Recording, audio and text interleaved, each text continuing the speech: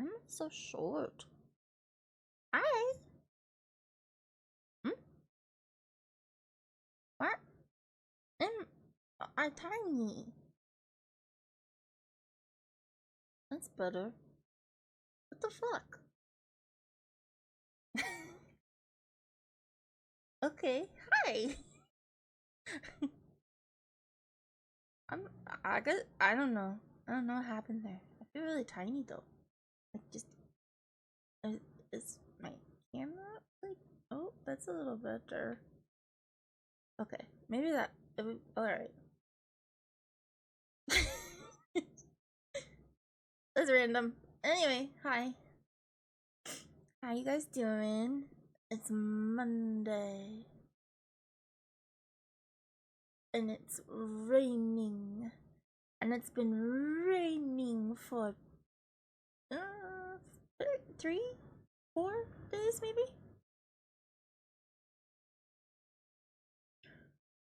Counting's hard. It's freezing. It's cold here but not freezing.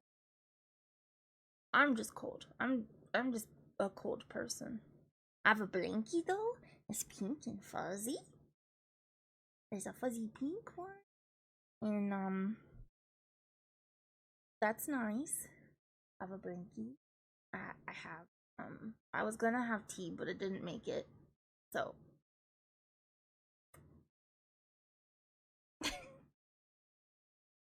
you knitted a blue one, that's nice. I crocheted a blanket once. It was a book blanket. So okay. Do you know what a weather blanket is? Like a thing that people do over the course of a year. Okay, so a weather blanket is a blanket usually crocheted, but I think you could probably knit it too. I don't really know. Maybe not. But you assign different colors of yarn based upon the temperature that it was outside. So like between like 0 and 15 degrees might be a certain color, you know, and then like you go up from there or you go to end and down from there. And so you have a range, and so between those it is a color. And then every row represents that color, and every row you do 365 rows for a year, and then it makes a blanket. And some of them have like big patches because the rain, and you can see how the temperature changed throughout the year. Well, I don't want to see global warming accumulate in a blanket form. I'm not into that. So I did a book blanket instead. And so I had colors based on the genre of the book that I was reading, and then the shade of that color depended on how many pages I read that day. So like purple was horror, and the deeper the shade, the more pages I read that day. So yeah, I have a blanket from, I think it was 2023. I was working on one for 2024 last year. It wasn't going to be a blanket, it was going to be a long cat stuffy, and I was working on it. But then we got Uriel, and he likes to eat yarn, and he had eaten a whole big thing of of yarn it wasn't left out. He just like pulled it from somewhere, from where I put it away, and he got really, really sick, like to the point where I was really scared he was gonna die. So I stopped crocheting completely. I haven't crocheted like in probably a year, which is fine because it hurts my hands, but I do kind of miss it. And I'm sad I didn't get to finish the stuffy. It was gonna be like like a body pillow. Basically was about the size that I calculated for it. So I was gonna buy a body pillow to stuff it with, and then like stuff some other bits with it, um, with polyfill, and then like make it so that it was more like a pillowcase cover, so it would be washable. And I did it in full cotton yarn. I'm sad I didn't get to finish it. It was really pretty colors too. It was like sunsetty colors. The blanket is nice though. I have it on my bed. I have some videos of the blanket. But yeah, I'm scared to do it. I'm scared to use the yarn. He's such a menace. He's a menace to society with what he decides to eat. But I do like the concept of like keeping track of things like that through crocheting, or you could do it with like a cross stitch thing. Craft tracking. And it was kind of nice. Like I did a row a day, and if I couldn't, yeah, it's better to think of the dog's health. It would be nice if he could chill and not eat my shit though. Or if I had somewhere to store it that like he couldn't get to. Like if I had like a bin, because right now I have a tote bag sort of situation. It's like got zippers, and so he doesn't get into that bit. He finds things.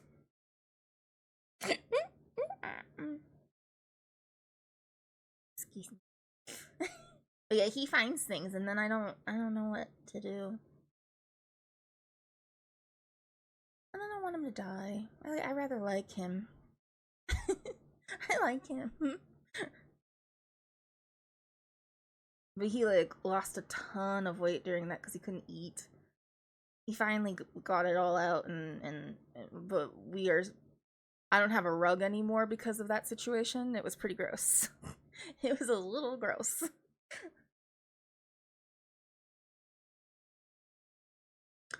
Let's see what's going on today. I realized I didn't make the schedule, so I had like a weird weekend.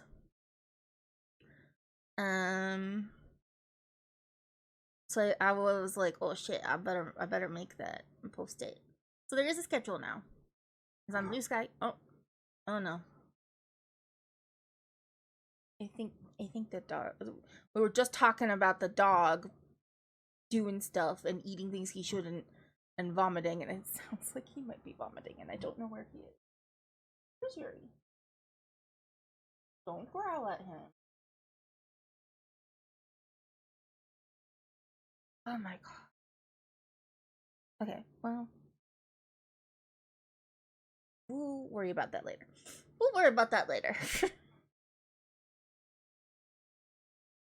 Saf, stop. Go chill. Go relax. Okay, fine. Oh my god, Sapphire is going through a phase. I think. Hi, Vic. She is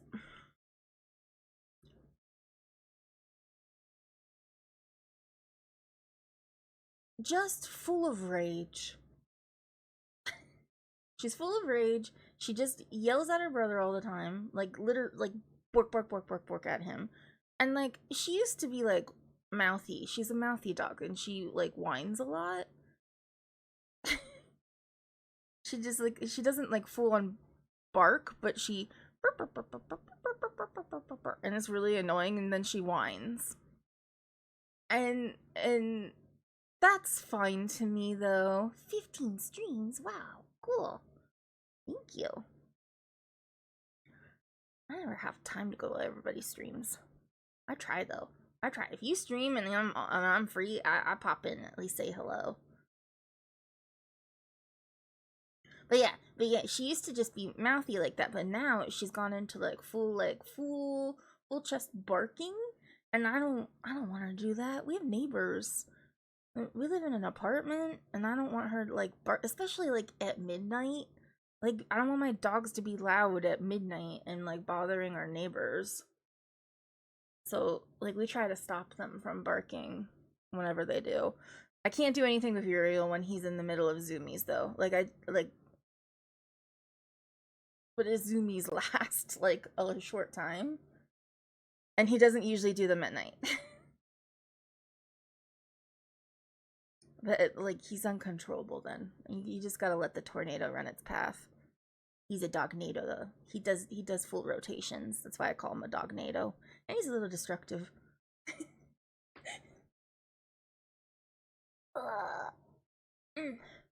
Last night I went to bed kind of late because I was up playing Geek with my sister. English. Um And then that was fun. But I was up a little bit later, and then I had to eat, and I ended up going to bed like at midnight, which is a little bit late for me because like I don't go to sleep. I didn't go to sleep, but I do um read. And so like I still had to read, and I wanted to finish the book that I was on. And so I did that, and so then it was like 2 a.m. when I finally was able to like, you know, actually attempt sleep. And I had taken a melatonin, which was maybe not the best idea. So then I woke up, I was all groggy. I woke up too, and Remy, the husband, had not come to bed at all. It was very disorienting. But I didn't have dogs with me, and I didn't have a husband next to me, and I was like, what the fuck is it still night? Because there's no sun because it's all rainy, you know? I went to sleep around midnight yesterday after I finished watching the new Frankenstein movie. Did you like it? I've heard good things. We read the book in high school, and I actually kind of like the book. I do think that it's an interesting book, especially like an interesting book that's written by a woman in that time period. I was like, we read that right around the time that we also read The Scarlet Letter, which makes me want to punch people. It is a well-liked book. An interesting take on the story. Okay, cool. I probably won't watch it, to be honest. I just never really watch films. I never have time. And I can't multitask very well because I have trouble with hyper focusing, and that I will really zone in on the thing that I'm supposed to be focusing on. And so I can't have something playing while I'm also working on something because I will not pay attention to it. I will drown it out with my own thoughts or whatever. It depends. Like, there's some things that I can do. Like, I can probably draw and listen to an audiobook, but I can't like play a game, even if it's not like a really intense game. Like if it's Animal Crossing, no, I can't watch something and play Animal Crossing at the same time. I will tune it out. I can't do video editing when I do video editing and listen to something. Even if I'm just like working on like putting in cuts or like moving things around or like working on some sort of visual thing. No, I will tune out, I'll completely tune out whatever is playing, and I won't know what's going on. Minecraft Creative. See, I probably, in audiobooks, I probably would not be able to do Minecraft Creative and listen to something also. Like Minecraft anything. I wouldn't be able to do that. And like I can put something on and like listen to it casually, but it has to be something that is like sort of dumb and not difficult to like follow pace with. So and like something that like if you like tune out for a little while and come back in, you can easily pop in. So I tend to do like podcasts and stuff like that for like games like that. Like sometimes I'll play Peak on my own. But like you guys know. You guys know. You're aware. I peek. This bitch peeks. I gotta play by myself sometime because I really want that thing to attack me in the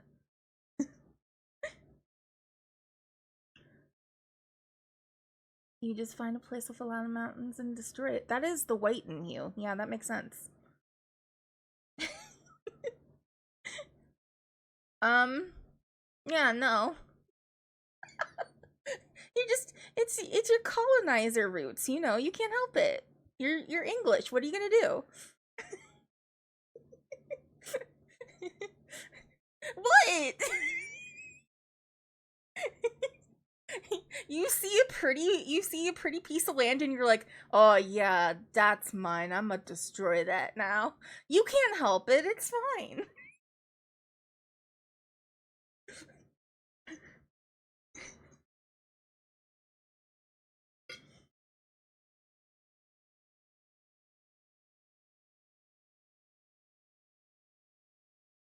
Happy Thanksgiving.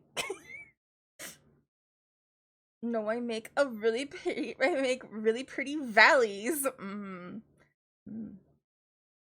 That All right, Columbus. No, that's too far. No, that's too far. That's too far. I apologize. I clean it up. I clean it up. Is that what you went with? The indigenous half of me is crying. I clean it up. Oh, those people over there who live there, they would have nothing without me. They'd be living in dirt huts is basically what you just said. My mountains. Next year, like, oh, we're just gonna flatten the mountains so we can find the coal. What is that called? What is that called when they? Mm, I can't remember what it's called. It's the thing where they just destroy the mountain completely so that they can, instead of going in and like building mines, they just flatten the mountain. Strip mining. Yeah, that's ridiculous. Yes, you're not strip mining. You're making a valley. I love you. I know that's not what you're.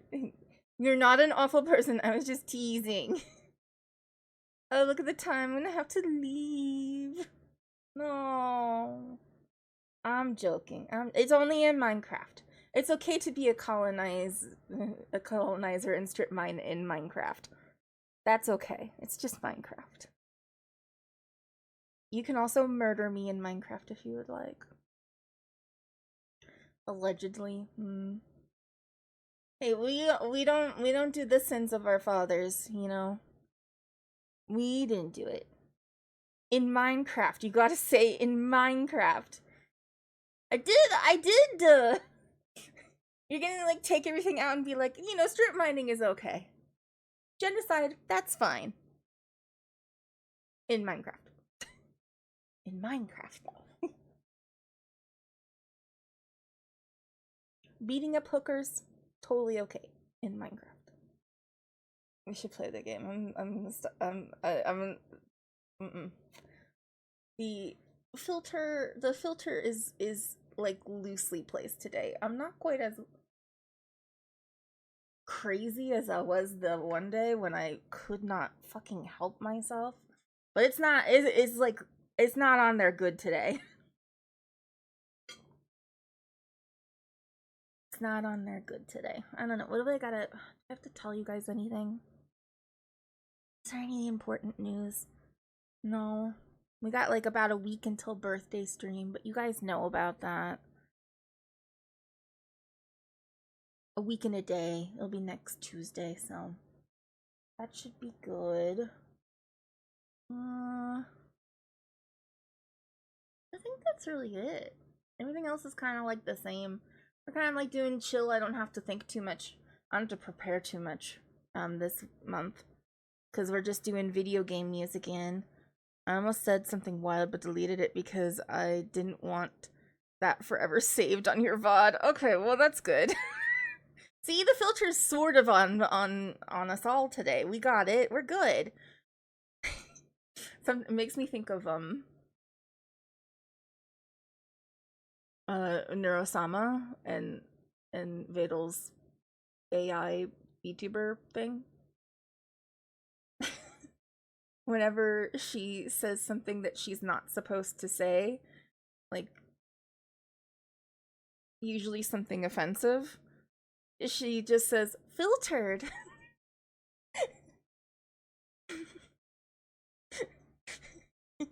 And like then you like know she was gonna say something like rude or mean. I like it. I enjoy it. Filtered.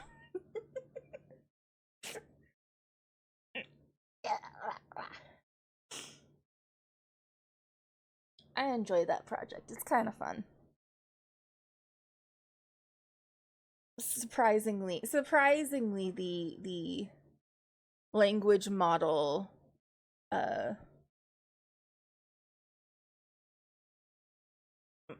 trained on Twitch chat mostly says some pretty wild things. But also like surprisingly has like I don't know what it is. I don't know how the timing works. I don't know how it works at all. But like it's funny. Like she's unironically funny. And I don't understand how that works. I don't get it. Also sometimes annoying, but like I find the project interesting. I would like to like know more about like the behind the scenes things, especially like the music because they sing, her and the twin sister. And they do like karaoke sometimes. Sometimes when I'm looking for a song, um like I'm looking for a karaoke track or accompaniment track, it'll pop up with them singing it. And I'm like, not what I wanted, but interesting. And so like I assume that like when they've made like actual songs that are released too, I assume it's like some sort of Vocaloid thing where they like put the voice that has been made for the model and then they have an actual singer sing, but it is filtered through that voice. Because I try to like look at the credits and stuff like that, and there is like a singing credit to somebody else. And I just want to know how they do it. I want to see the behind the scenes of that, and there just isn't anything out there that explains it. Because I'm so curious. I'm interested. I'm intrigued, in fact. But I don't know anything about that, so. And I also don't watch their videos or streams. I watch clips. I do watch some of the videos on YouTube, but I don't watch the streams, so I don't like know the ins and outs. And I also find the community to be a little bit whoa. Yeah, the clips are fun. Okay, all right. We should probably get playing, huh? We should go get some books to some children. Radicalize them towards leftist views. We shall make progressives out of them one day. Tiny Bookshop. Let's go to gaming. I'm gonna get little. They're so tiny. Oh, they're so tiny, like the bookshops we're gonna have. It's not loading. Why is it not loading? What have I done to upset it? Bookshop. Tiny. Let's go. There we go.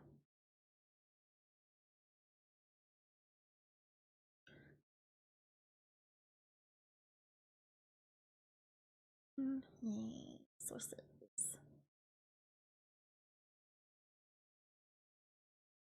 Hmm.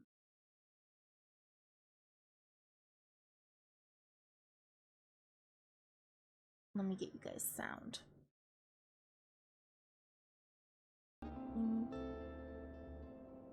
And then...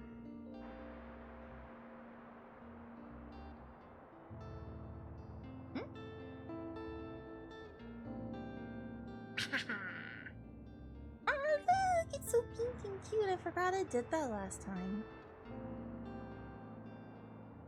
It's very pink. Okay, let's see what we're doing. I don't remember. I don't remember what's going on in this. Let's take a look at our journal. Oh, cool. The sand castles. Oh, because we got the things. Complete pyramids. This is the next one. No. No. No. What am I thinking? Oh, okay. We have the bonfire on the 28th.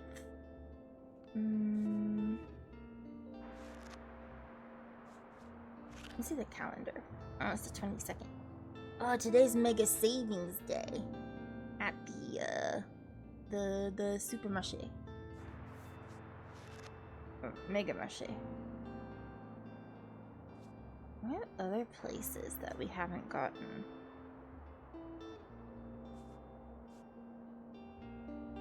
What's going on over here? Okay, alright. We got a lot of stuff going on there. We have to go to the Supermarché today. We still haven't met one person.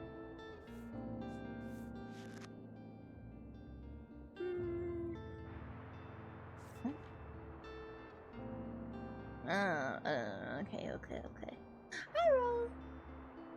How are you? I think we're doing good. I think we're okay.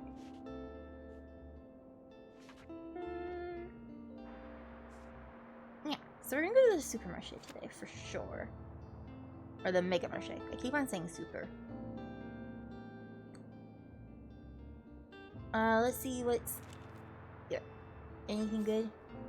An Agatha Christie sale thingy. Biographies. That might be interesting. How much money do we have though? We don't have that much. So maybe no. Maybe none of that. Maybe we just go. Maybe we just go. Let's get the books out. I forgot. What sells good here? Rhyme and travel. So a rhyme. I'm just kind of rhyme. I'm gonna go ahead and also put the travel, like a full thing of travel, and then we'll figure out the rest. I don't think we'll need much drama, so I might just put 4. I'm gonna put more fact than that. Fantasy. Maybe 5.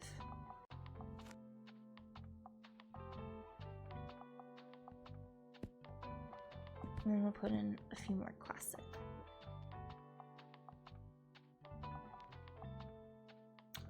And then kids, we don't need much, so maybe we'll just put the whole thing in, even though we don't really need them. I don't know. Sometimes I don't know. Maybe I should do this instead. Maybe I should do like drama, kids, right? And then throw in a whole bunch of fact, because I think that we would do more with fact. This seems good. Let's go. Let's go. Oh, thing's so cute. Can I talk to it? What the fuck? Oh, hello. Hi, Ro. I'm tired. Maybe mesmerized. Oh. That's wonderful. Okay, let's open up.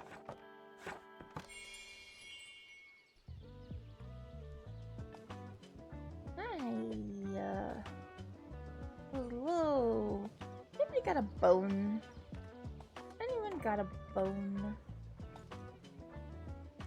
hello. How you doing? You're doing good, I hope. My shoulder hurts really bad. What's this? Happy tourists. These tourists are thoroughly enjoying their vacation. More tourists will come by. Okay. Oh. Holy shit, Jesus Christ. Okay. Good lord, that was a lot of people. Shh, honey, we're talking to the bookseller now. I want a massive book. That's right, 700 pages or more. However, I'll rage if I have to read another so-called classic. Okay, so we won't do a classic. Big, but that's not really, it doesn't actually matter. We saw that one, Finding Optimism. Just a Story, Why We Still Tell Fairy Tales. Huh. It's big. It's 704 pages. Once upon a time, there was a captivating world of fairy tales. Discover why these timeless tales continue to enchant and intrigue us in cultural and anthropological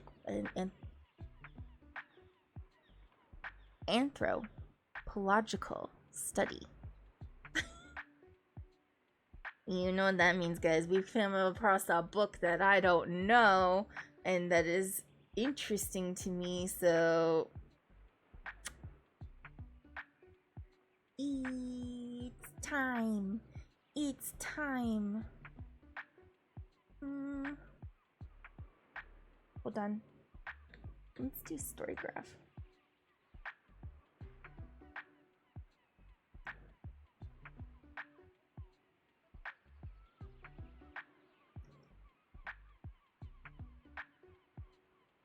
Why is my Storygraph not working?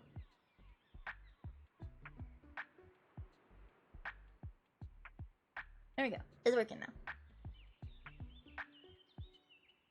And so, there. Yeah, you can see now. Okay. What's the name of it? Fuck.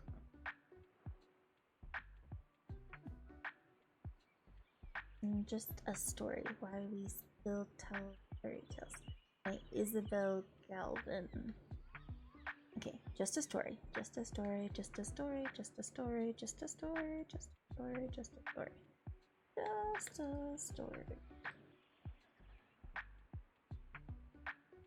Isabel.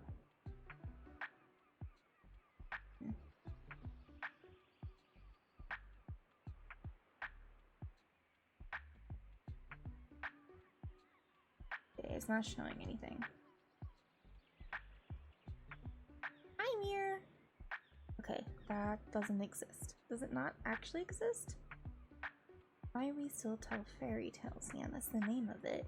Let's Google it, because sometimes you never know, okay? So Isabel Gavin?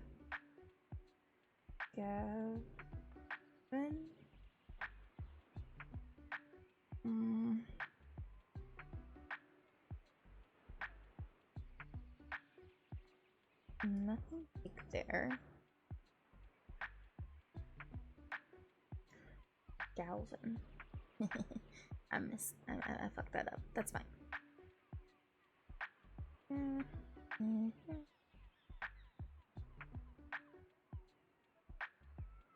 Helps if you spell people's names right. I put an S. What am I doing here? Isabel Galvin. Okay. Isabel Galvin. Villainous Beauties Wiki? I'm a little confused. I'm a little concerned. I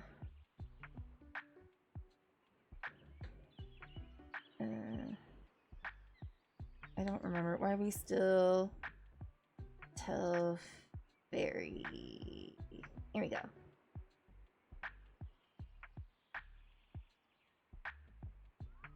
Oh, there's a Tiny Bookshop wiki. That might be helpful. This might be good. Here we go. Is that all there is in here? It's unhelpful. I was hoping they'd be like, oh, it's an actual book.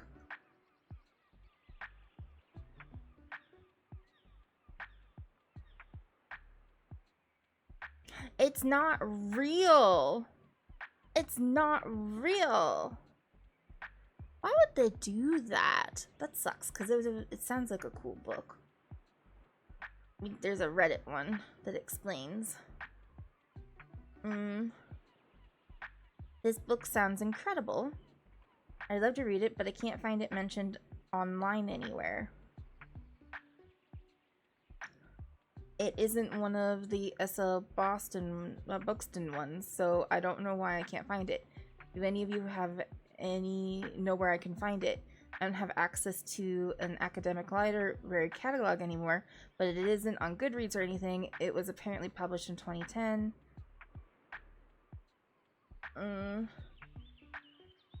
Yeah.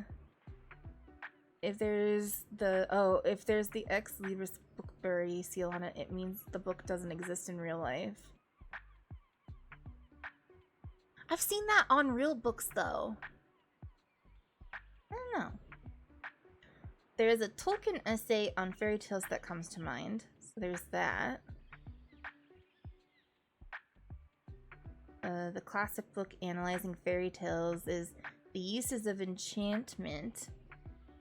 Okay. Oh boy. I was gonna take this and we'll look on that for that book. It's a similar book.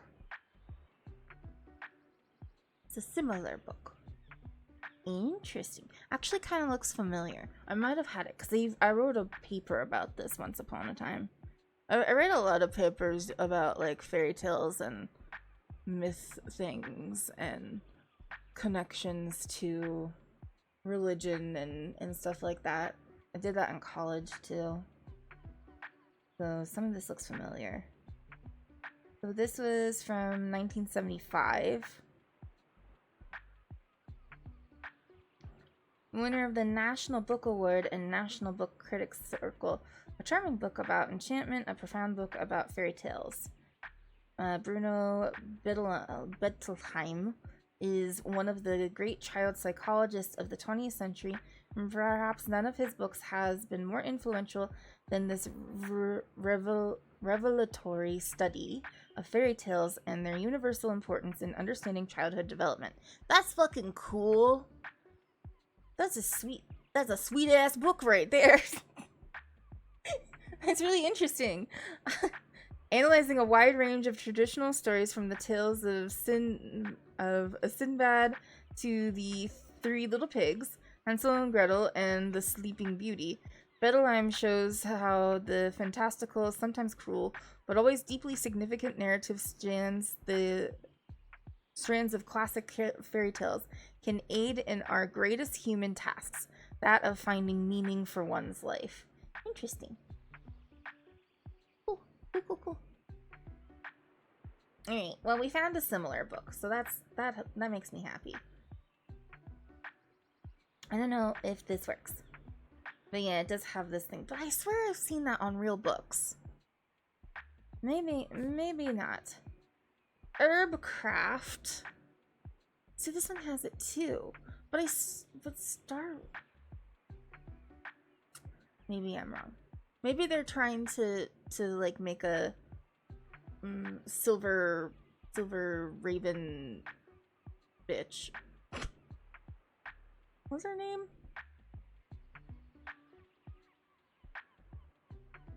You know, but there's like, I don't remember her name. Silver something. Silver raven. Silver cloud. Raven. Silvers and ravens. You know who I'm talking about, though.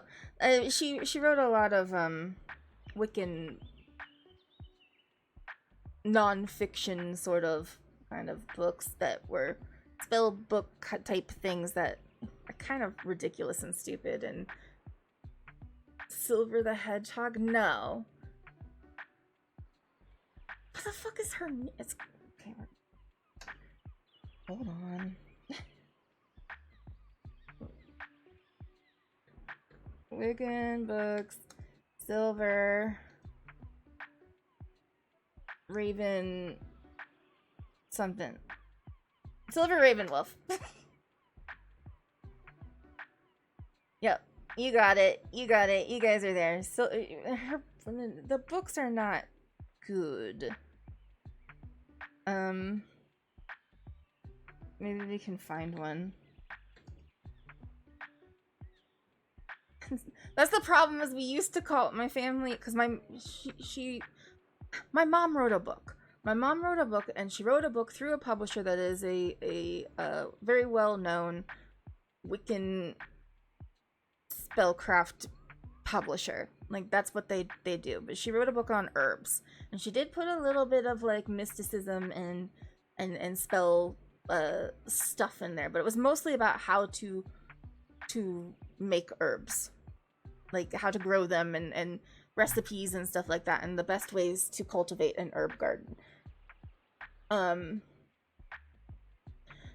so my mom got like really involved in the Wiccan author circles because of that.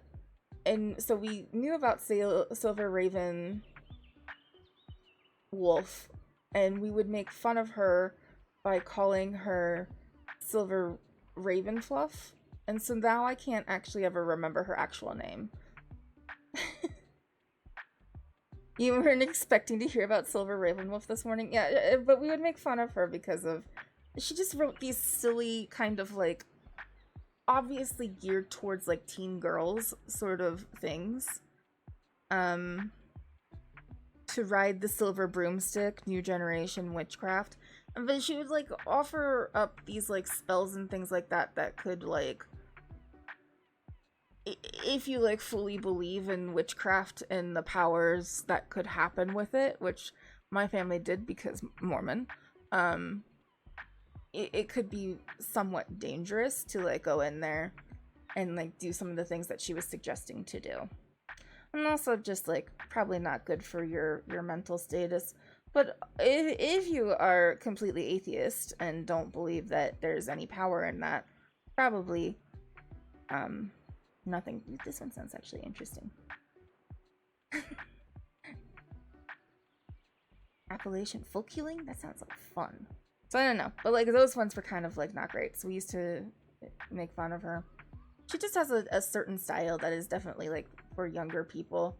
I think that maybe this book is like teasing at Silver Raven Wolf, Star Raven Hunt. It makes sense. Games and games design, encyclopedia. That one is fake, obviously. Botany in a day. The patterns method of plant identification. Want to impress your friends and family with this great plant identification party trick? This book covers more than just 100 plant families and how to spot their common features. Become a botany expert. Le Corbusier. Right, brutalist thing. The decoration of houses. Okay, interesting. We don't want a classic, but we might be okay with a fantasy. Too short. Ooh, very long. Okay, The Passage by Justin Cronin.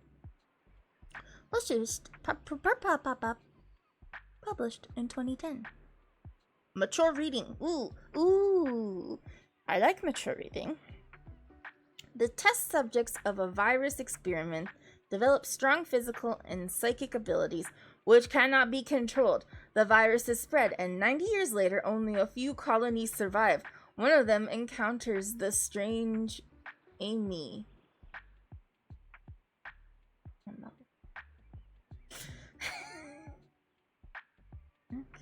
Alright. Oh, fuck, I already forgot what the name of it. The Passage. Okay.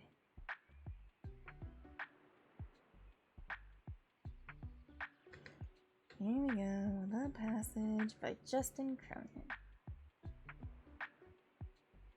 Wow. It exists. Number 1? At 700... Well, this one says 784 pages. Over there it was like 900.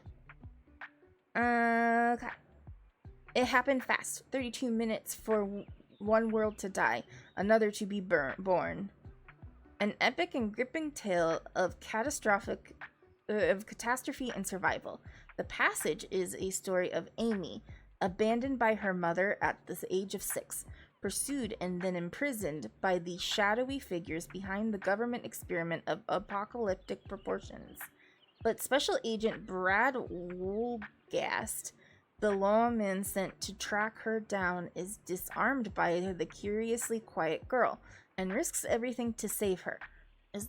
Is this Stranger Things? No. Okay. As the experiment goes nightmarishly wrong, Wolgast secures her escape, but he can't stop society's collapse. And as Amy walks alone across miles and decades into a future dark with violence and despair, she is filled with the mysterious and terrifying knowledge that only she has the power to save the ruined world.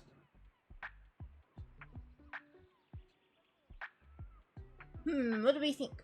What do we think? Is that cool? Is that a cool book? Do we like that book? Is that a book? What the fuck? Yes, that's a book. That's a maybe. It's an interesting. It's intriguing. It's dark, so I like dark things. We know that's a theme for me. Ah, fuck. Yeah, we'll go get a edition. I don't want it to be hard. I wish that there was a way to make it so that it always shows me the digital ones. Hardcover, paperback. Is that? No. Is there? Well, there's a. There we go. Digital. To read. Let's put it on the list. We'll throw it on the list for fun. I think we'll do this one. This is a really big book. It says 900 on this one. But let's do this. That way I don't look up more books. That way I don't look up more books and we can keep selling some. Wow, there's so many people. Hi, wheelchair person. Oh, hi, Klaus. We got a stamp. I wasn't even expecting one. You were part of the mundane event that is Mega Savings Day. Yay, we did that. We got an apple. Ooh, an apple sounds nice right now. Hooray. Yep, this is how I greet people today. Haha, sorry about that. Every Monday, a lot of the supermarket products are reduced by 1 coin. And Cassie, my boss, wants all the merchants who are set up here in the car park to participate. She's personally kicked people out before, believe it or not, so it's sort of mandatory. But maybe you'll enjoy the bustle, yeah? I gotta be back there now, so I have to sell things for, like, cheaper. Which is fine, I don't mind. Ooh, we gotta help someone else. You guys are gonna have ads in a minute. I'll pay attention. I'm sorry, I have to pick up my kid in a bit. I want to read a horror story. Oh no. Look how many of the horror books are already sold. We only got one. Oh, I can't stand gore. Hamlet is one of my all-time favorites. Buddy, I don't know, man. What do we got? That's an Agatha Christie. That's not really. It's more, I don't know. A Book of Many Beginnings, the start of Christie's career as a prolific crime novelist. The first appearance of beloved Belgian detective Hercule Poirot, and his first in a long series of brilliant and suspenseful whodunits. Unhelpful. Not really a horror. Fuck. A horror with no gore. We can look in fantasy because sometimes there's some overlap. Okay, that's not quite right.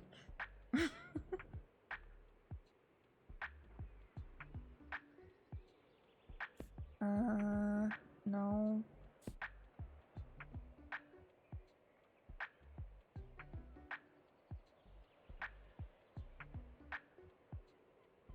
This is a popular book. I haven't looked into it actually, but lots of people have recommended it. This novel explores an alternate reality British Empire in which language and their meanings are harnessed for their immense magical power. Interesting. Yeah, I've heard a lot of people, because I'm in like the fantasy, like book talk, blue book sky sort of place. I'm in those places, so I heard a lot of people talking about this book for a while. Just background noise because I don't really pay that much attention. I want to look it up, but you guys are gonna go into ads. I might pull it up and then we can think about it, at least. This one should be easy to find. Double.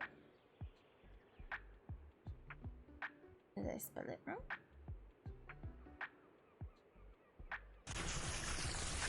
Ooh.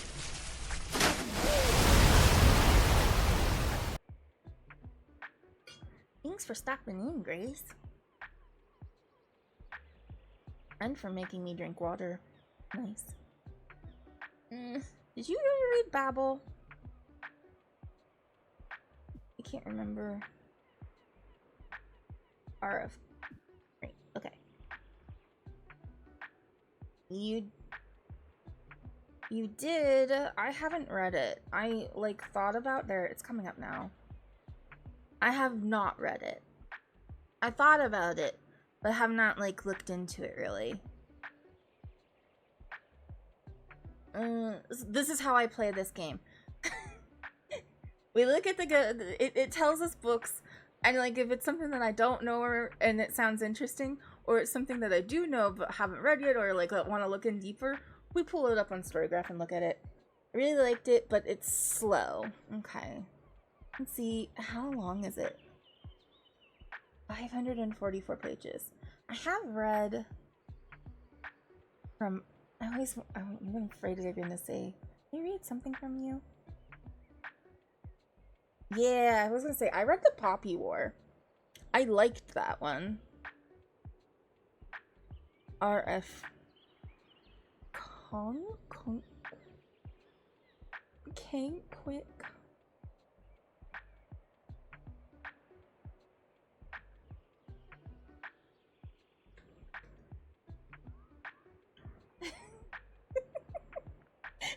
I'm so white. I'm so white. What am I gonna do? Thank you. Kwong. I was close! Okay. Thank you. So white. Anyway, I read The Poppy War. And I did enjoy that. Is there a second book from that?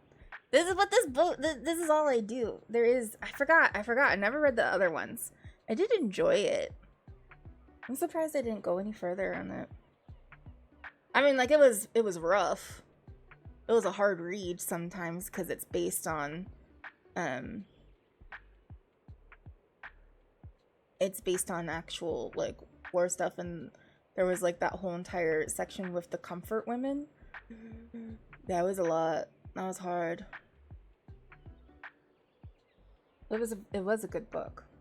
I read that one as part of one that I wanted to do where I looked at 1-star reviews and let the 1-star reviews basically recommend me books. So I let the 1-star reviews be the recommendation for the book. And there was just this really funny 1-star review that was like, this woman gave up her womanhood and that is the worst thing ever. How dare she give up her ability to have children? Now she's not even a real woman or something. It wasn't really that bad, but that's basically what they were getting at. And I was like, fuck this guy. And I'm gonna read the hell out of this book.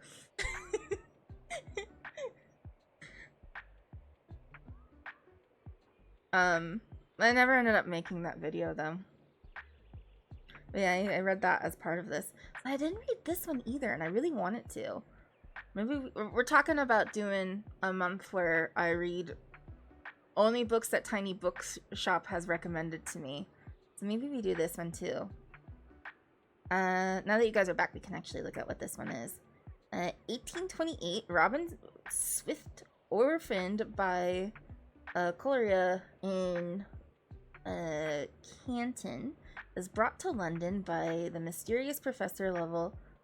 There he trains for years in Latin, ancient Greek, and Chinese, all in preparation for the day he'll enroll in Oxford University's prestigious Royal Institution of Translation, also known as Babel. Babel is the world center for translation and, more importantly, magic. Silverworking, the art of manifesting the meaning lost in translation using enchanted silver bars, has made the British unparalleled in power as its knowledge serves the Empire's quest for colonization. Okay, so that's kind of cool, the silver thing, because I like that, you know, that's like really playing into some like historical things with Britain. I don't know, that's interesting. And then of course colonization. For Robin, Oxford is a utopia dedicated to the pursuit of knowledge, but knowledge obeys power, and as a Chinese boy raised in Britain, Robin realizes serving Babel means betraying his motherland. Oh, yeah, okay. As his studies progress, Robin finds himself caught between Babel and the shadowy Hermes Society? Hermes Society? Do they have really expensive, needlessly expensive bags? Handbags? And other leather goods? Needlessly expensive ones? But they do look pretty, except for the Birkin bag is ugly as hell. I said it. The ugly as hell. I mean, a lot of designer handbags are kind of fucking ugly to me. Like, the ones that are really, really, really expensive, I find them to be super ugly. And I love handbags. I love some designer handbags, but, like, for the really, really, like, crazy, like, this bag costs, like, $16,000. I think it's ugly. And I think, like, the Louis Vuitton ones, why? I don't want a fucking bag with your fucking logo all over it. What the hell? It's ugly. Your logo is ugly and you should feel bad. Yeah, no, this sounds interesting. I've been wanting to read it, so I should put it on the list. Let's get the edition that I would want though.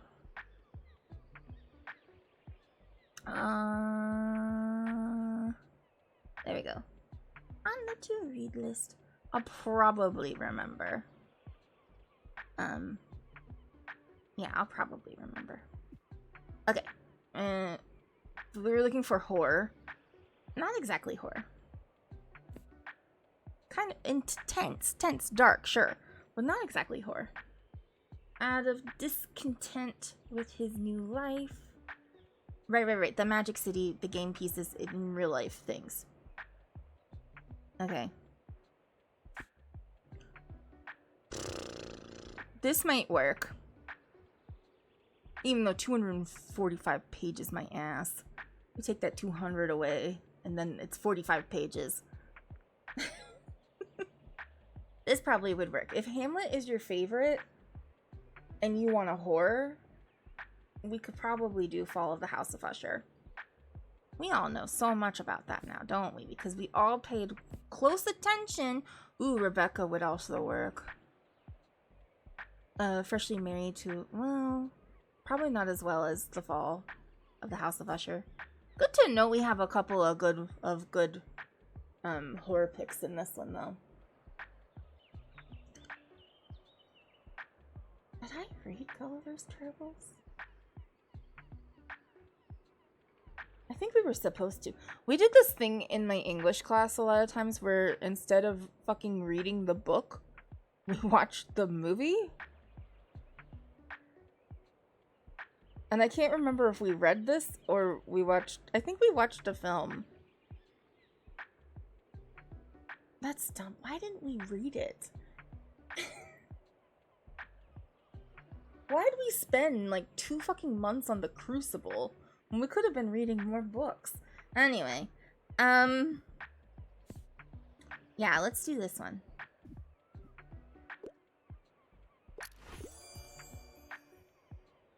Yay, I'm glad you like it. I'm gonna run out of books. Harper! Harper's coming! I don't know if I have anything to radicalize her with today.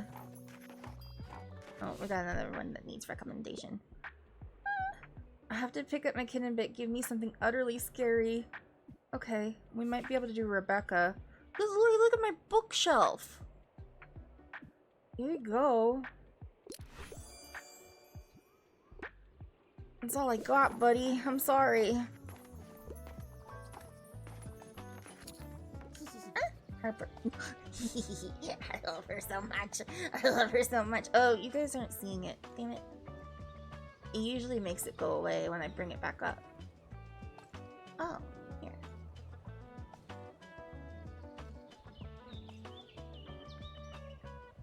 There we go. I just talked to my Uncle Klaus, and he told me I'm allowed to ask as many questions as I want. So I asked him how he became my uncle, and how I grew in my mom's belly, and why we don't fall off the earth if it's moving so fast. And he just had a laugh, and I don't know what that means. Okay, buddy. Oh, hold on, let's help this person before we run out. Okay, they're picking up their kid. I'm looking for a coming-of-age book, and I don't mind reading young adult fiction, but I don't have time for something over 700 pages. Do I got anything? Wrinkle in Time kind of works. Peter Pan in the Kensington Gardens. Do they have anything here? Treasure Island does not work. I believe that's Gulliver's Travels. Okay, no. No. No. Discontent with his new life, young Philip, maybe?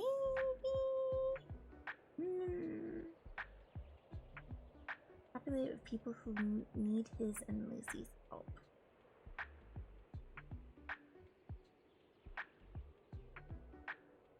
Maybe. This could kind of work. You could kind of, this seems sort of coming of age. I don't think I got anything else. Wrinkle in Time. No.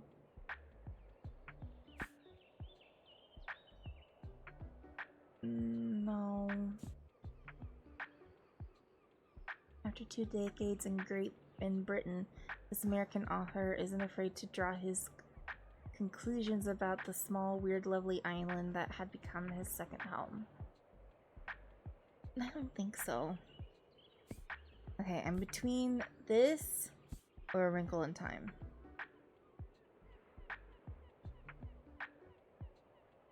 Both are kind of loose fits. Oh, I don't know. Maybe we'll do this one. Okay, well, I thought it... You didn't say it needed to be sweet.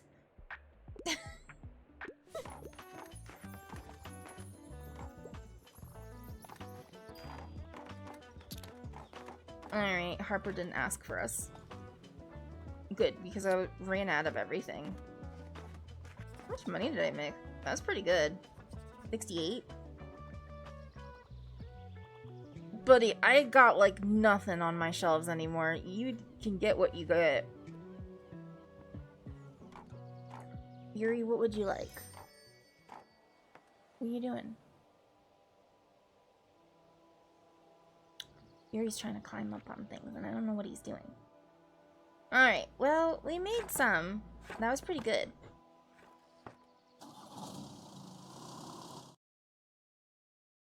That's pretty good. Oh boy. Thank you, thank you. We just need... We do need more crime. We could do with more fantasy. But it's not that great. Nothing's really...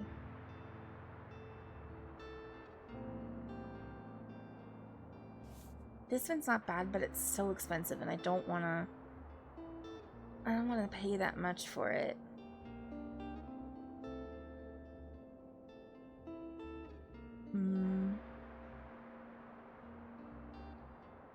don't know. Anything going on today? No.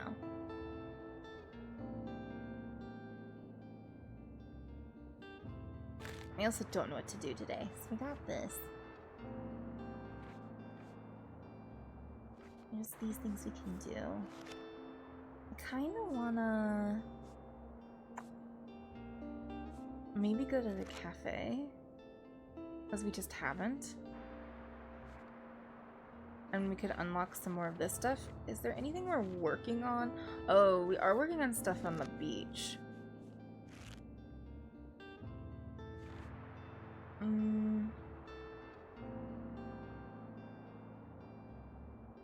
Because I have to find the seashells still, I think. Evil under parasol. Complete previous challenges to unlock. Go for the kill.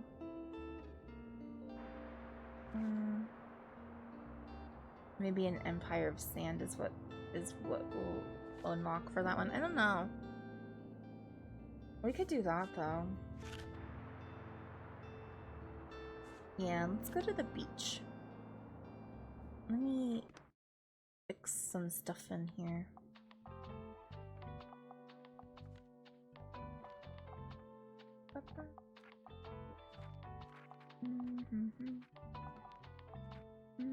Inside. Maybe.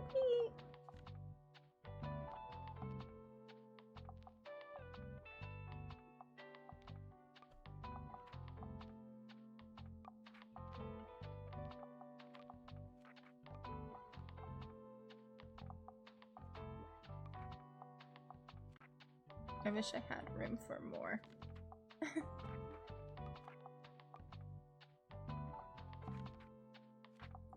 Yeah, we take away the skull, so we won't have as many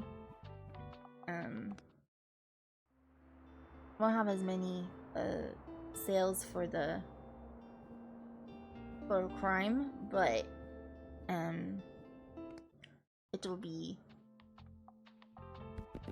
better for the kids. Okay. So we need more fantasy. We'll put a whole bunch of fantasy up. We'll also put up a bunch of crime. And then a bunch of kids. And then I'll figure out how to put more of other stuff. Maybe less kids. I wish I had another bookshelf. I'll get there one day. Throw in some fact. Maybe I throw fact in here. Again. Put in a few classic, because you never know. Put in a couple drama. What is missing? Just travel? Maybe we'll do 5 and 5 instead. Hooray! This seems good. This seems good for what sells here. Because what we end up selling the most of here is crime, kids, and drama. So if I put 10 up there of each of them, well, except for kids.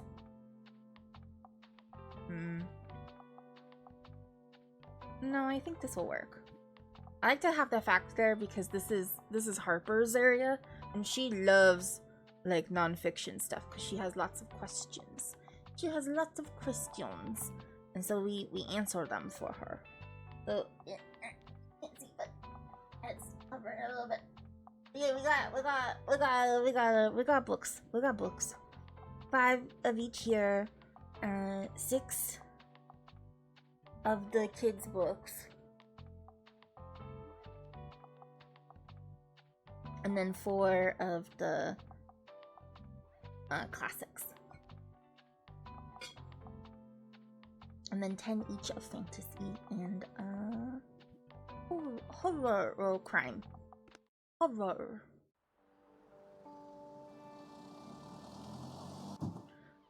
Alright, let's get seashells.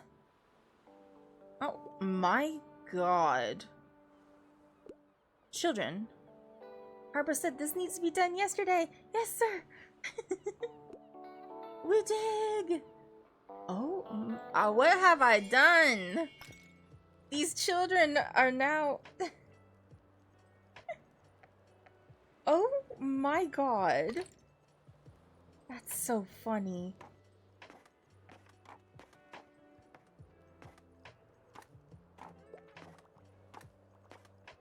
Just seeing if there's any more. Hey, Annie. Hi. Ooh, let's help. What should I pick? I can only commit to something of less than 200 pages, but please no classics. I just can't get into them. Okay. Anything good in kids? Ooh, Alice's Adventure, which is technically kind of a classic. Good Night Gorilla. Maybe a little too small. James and the Giant Peach, also technically in my mind a classic, but not an actual classic. But good pages. The Lorax, also to me a classic. And this one, Frog and Toad Together, is also a classic like children's book to me. Okay. Let's see if there's anything good in fantasy. Too big. Not for kids.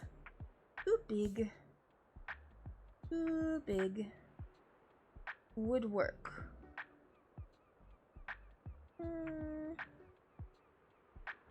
Maybe this. Maybe we do this. I know they're a kid, but let's try it. Yeah, glad you like it.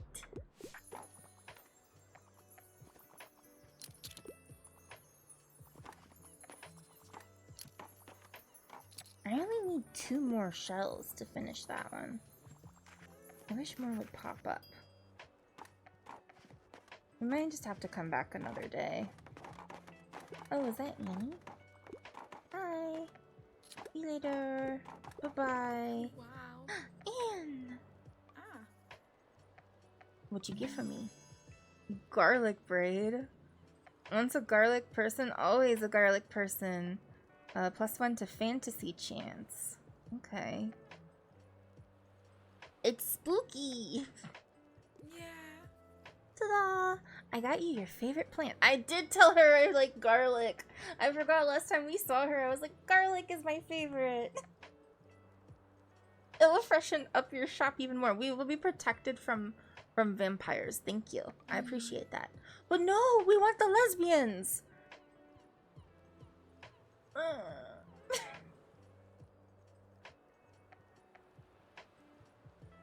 I wanted to do something nice for you since you did me such a big favor when we met. To be fair, maybe we do have lesbians going on. What's up, Anne? How you doing? How you doing, girl? You doing alright?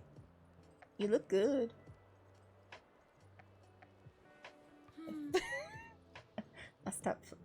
I'll stop flirting when she stops flirting, okay? Make sure you hang it up, alright? I promise people will love it, okay? Oh, by the way, I have a fun slash sad plant fact for you. Because of the whole photosynthesis thing, we tend to put our plants outside, which can be very nice. They might love that. But also, when you put some houseplants in direct sunlight, they can get sunburned just like you. So watch out for any brown spots, yeah? I'll see you later. Oh no. She knew how white I am too. I was very careful about being outside. Shh, honey, we're talking to this bookseller right now. I went to find something like a thriller, and I'm a huge crime story fan. However, plants and nature aren't usually my thing. Okay, let's take a look at the crime section. Monster. Probably not a good one.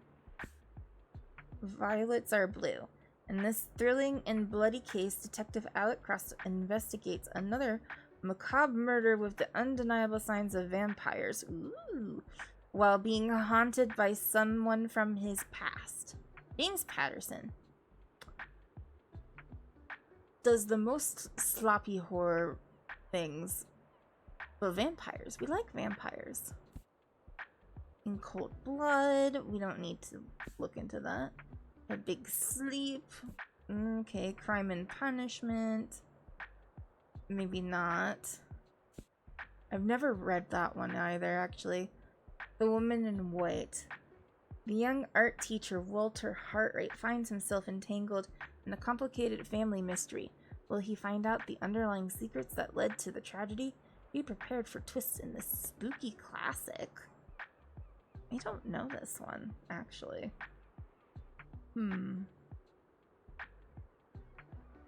So this isn't exactly a thriller, but I don't know this one, so we're gonna look it up.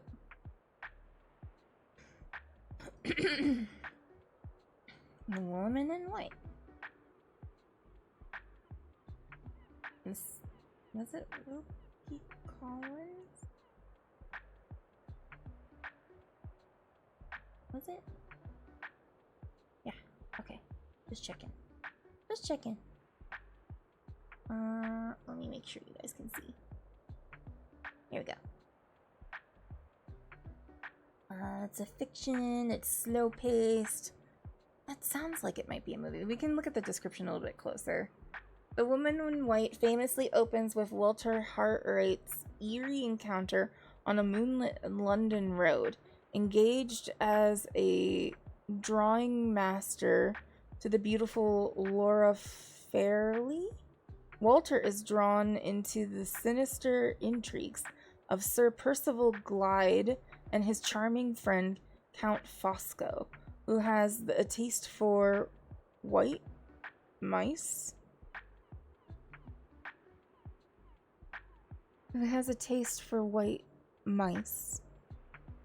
Vanilla bonbons and poison.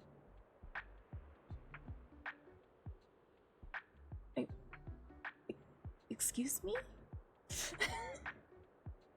Vanilla bonbons I'm on. I'm gonna get that one. I'm on top of that. I get that one.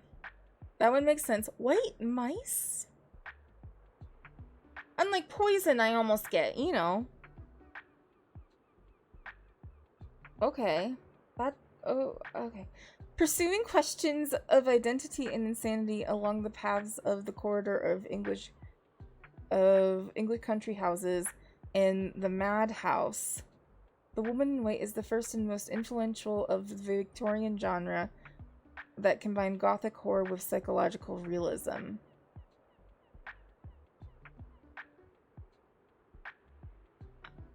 Okay. Look at this AI thing, you know. For readers drawn to Victorian psychological mystery centered on the blurred line between sanity and deception, where identity itself becomes suspect. Ideally, if you relish slow burn suspense, shadow-drenched country houses, unreliable perceptions, and the creeping dread that those closest to you may be wearing the most convincing masks. I do like creeping dread. It's kind of long. There's been a lot of long ones in this. I might add it to the list and see what we can do. It will be hard to find, is the only problem.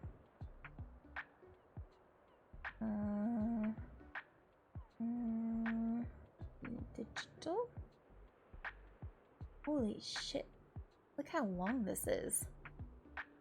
25 hours and 22 minutes. A long book. Hardcover, paperback. Digital. A long ass book. Yeah. We'll add the digital one to the to be read, but we probably will listen to it mostly. It's a long one, and I find trying to get into some of the 19th century books a little bit difficult. Okay, well, interesting. Probably not a good fit here. Kind of more of a horror mystery than just a thriller. The Murder of Agatha Christie. Okay.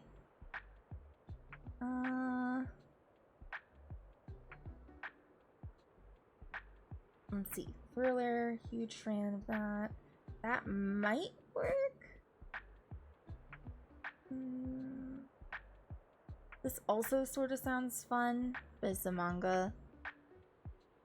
But no plants in nature, probably.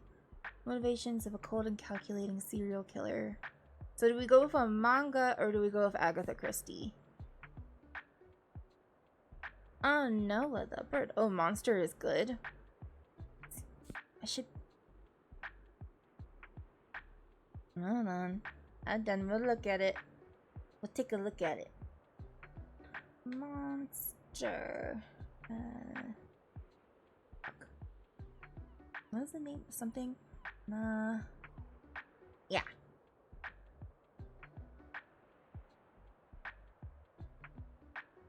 Was it Nakoi?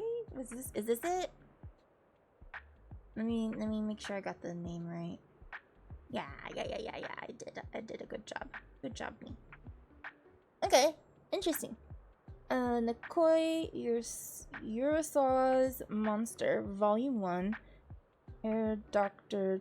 Tenma. So are they German?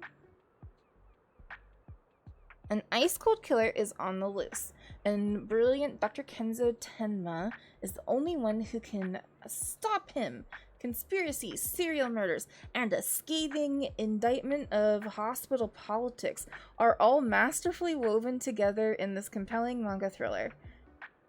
Tenma risks his promising medical career to save the life of a critically wounded young boy.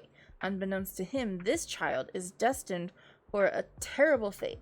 Who could have known that Tenma would create a monster? Bum, bum, bum. Interesting.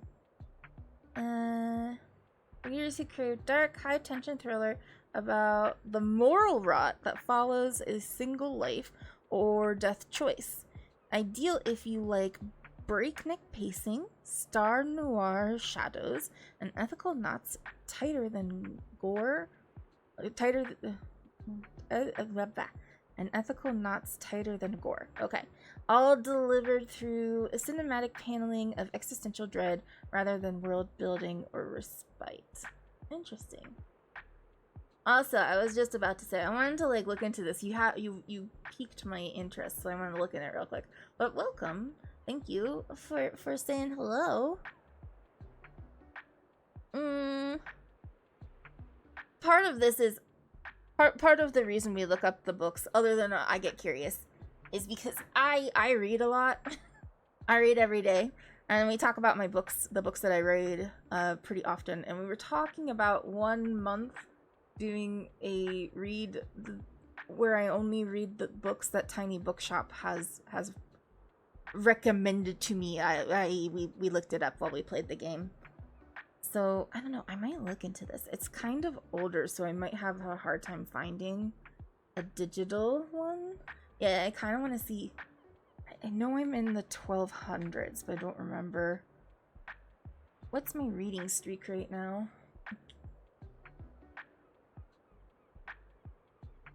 There, digital one. Paperback. Give it a second. There it goes. It has to calculate. Yeah, it's 1203 days now. That makes sense.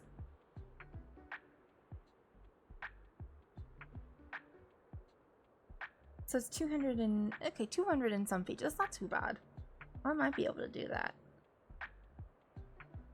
We'll put it to the pile. I might not get to it if I can't find it, but we'll look at it. I've been reading for 1203 days in a row. That's since August of 2022. Ugh. So I read a lot. You struggle to read 3 days in a row. Well, it's not for everyone. I have a problem. I think we might recommend this one because I think it sounds interesting. It sounds kind of like in what they want.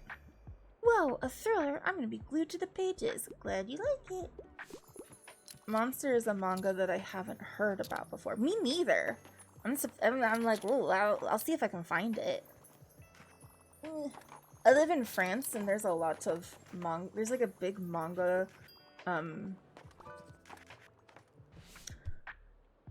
it's a big manga thing. It's like a thing. You can find them everywhere.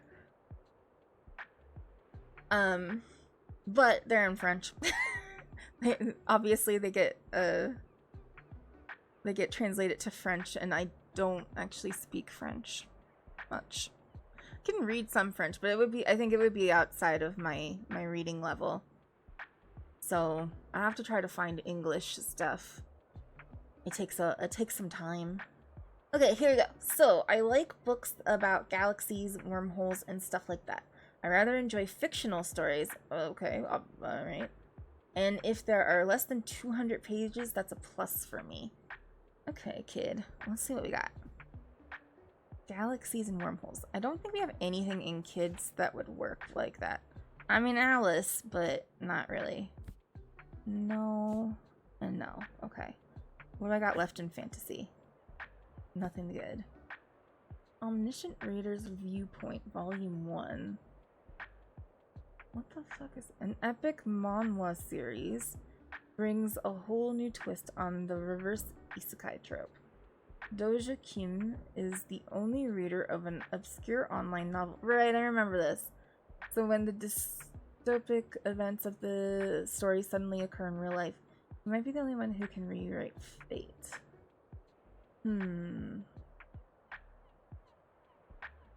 Oh, it's not bad lengthwise. 18 volumes. For Monster, there's 18 volumes?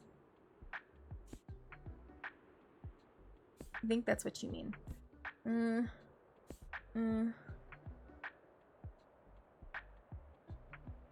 want to see what this is about because that sounds interesting, but we need to focus. We need to focus. Maybe there's something. Oh, in fact, didn't do anything here. Finding optimism. We've looked at that. That would have been a really good one for radicalizing children. This is a child, but it's not what they asked for. The Glass Castle. No. No. No. Kitchen rules from you and your family. I want to look at that too, but we will not. The Fascinating World of French Artist Jean Dubuffet. Okay, not gonna work though. Unmasking Autism. We're gonna walk away. We're gonna walk away from that bookshelf because there's a lot of things in there that I'm like, that sounds interesting. I want to see what that's about. Let's see. Yes, okay. Look up every book and forget to play the game. No, we're not gonna do that. We're gonna play the game. This is why we're never gonna get the dog. I tried giving Game of Thrones to Harper yesterday. It did not go well. Oh, Noah. Don't give Game of Thrones to Harper. We radicalize Harper. We try to give her things that will turn her into a left-wing progressive and staunch feminist. Well, maybe not staunch. We don't want her becoming a TERF, but like a good strong feminist. Real feminism. And open to disability rights and LGBT rights and all of those rights, but I want her to become a leftist progressive. I did give a kid an Annihilation though, and that went well. Well, sometimes. Okay, my shoulder is killing me. I'm not on Tramadol yet, but we are getting close to me needing to do it. I don't know, buddy. I don't think I have anything for you. I'm just gonna say I can't find it. Sorry. And it's okay. Maybe when I am not sold out of fucking everything. I need another shelf. Ooh, Harper, hi. Hey, look how far my minions have come. This is what happens when... Baby, I gave you a book about anti-colonialism. What are you doing? We're gonna build a sandcastle that's so big that no adult can come in. Okay. It's gonna be so tall that no one can break it, no matter how mean they are. Aw. Yes. What if we made it as big as a skyscraper? I love that laugh. You're so cute. And only I will know how to navigate secret passages. It's gonna be the first of many wonders of the world. I'm gonna build as a famous architect. Plus, I'm gonna need more minions. Get me an army! Yeah. We need kids who share our vision. So I guess that's, kids who like fantasy books? That seems fair. Ooh, we gotta sell 15 fantasy books in a day. That would be easy. I just need to be able to put 15 fantasy books on my shelf. Yes, all according to plan.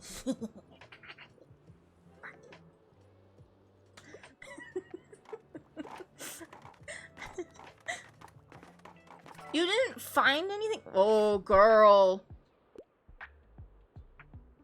Hi. Can I get a book? I am partial to a good fantasy novel plus books if it's epic. The Well at the World's End is one of my all-time favorites. Babe, I don't got that much left. No, that I don't think we should give her this. I don't think we should give her Game of Thrones. I mean, maybe.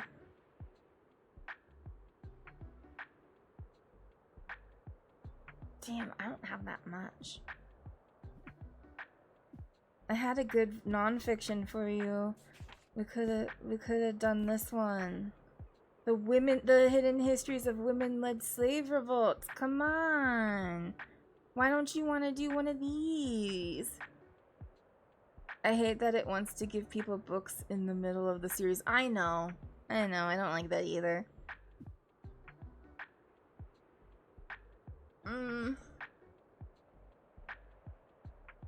It's a graphic novel too. Oh no.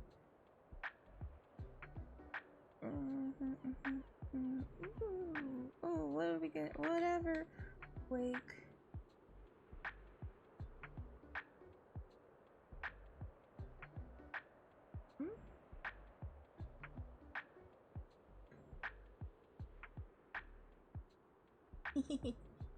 Oh no. Oh, it's really cool. Part graphic novel, part memoir, Wake is an imaginative tour de force that tells the story of women-led slave revolts and chronicles scholar Rebecca Hall's efforts to uncover the truths about women warriors who, until now, have been left out of the historical record. Wake tells the story of Dr. Rebecca Hall, a historian, granddaughter of slaves, and a woman haunted by the legacy of slavery. The accepted history of slave revolts has always told her that enslaved women took a backseat, but Rebecca decides to look deeper, and the journey takes her through old court records, slave ship captain logs, and crumbling correspondences, and even the forensic evidence from the bones of enslaved women from the Negro burying ground uncovered in Manhattan. She finds women warriors everywhere. Using in-depth archival research and a measured use of historical imagination, Rebecca constructs the likely pasts of Adorno and I can't see that. Alele? Maybe? Alil? Maybe? Women rebels who fought for freedom. It looked like, nope, that was sorry. There was something on my screen that made it look like there was a let me clean my screen apparently. I think it's allele. It looked like there was a pronunciation thing on top of the E. Okay, women rebels who fought during the Middle Passage, as well as stories of women who led slave revolts in colonial New York. She also follows Rebecca's own story. We also follow Rebecca's own story as the legacy of slavery shapes life, of during her time as a successful attorney and later as a historian seeking the past that haunts her. Illustrated beautifully in black and white, Wake will take its place alongside classics of the graphic novel genre like Marjorie the Trapeze, Persepolis.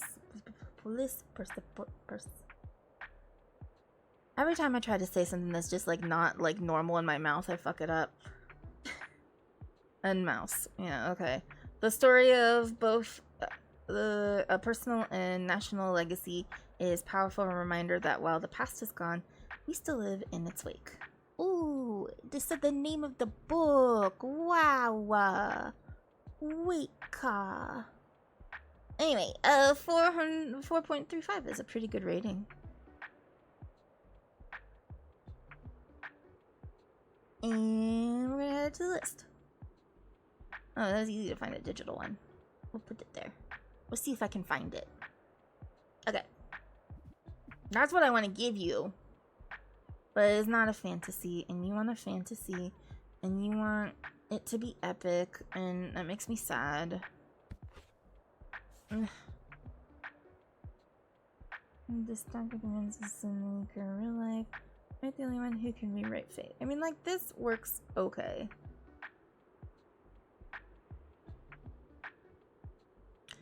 It's not the worst. It's a better fit than this one, so we can try it? Yeah, okay, that worked. That worked. We're still on her good side. That makes me happy.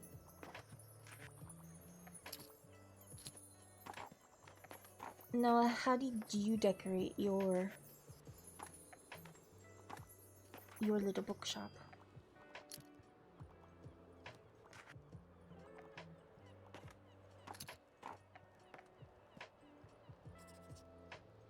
I just want another shelf, but I haven't been able to find it. Spooky from Autumn. I haven't done Autumn. This is my first playthrough. And we only play on Mondays, so we don't get that far. It takes a while. And then I do that. I do that thing where I stop every once in a while and we go look up books. So it's been a while. I was trying to see if I could find any more because I need 2 more for this. Ugh, we'll probably come back. Spooky from Autumn. I can't wait for Autumn then, because I love spooky. We could do this for the fantasies. Great tabletop inspo. Yeah, we need more, so let's do that. Nice.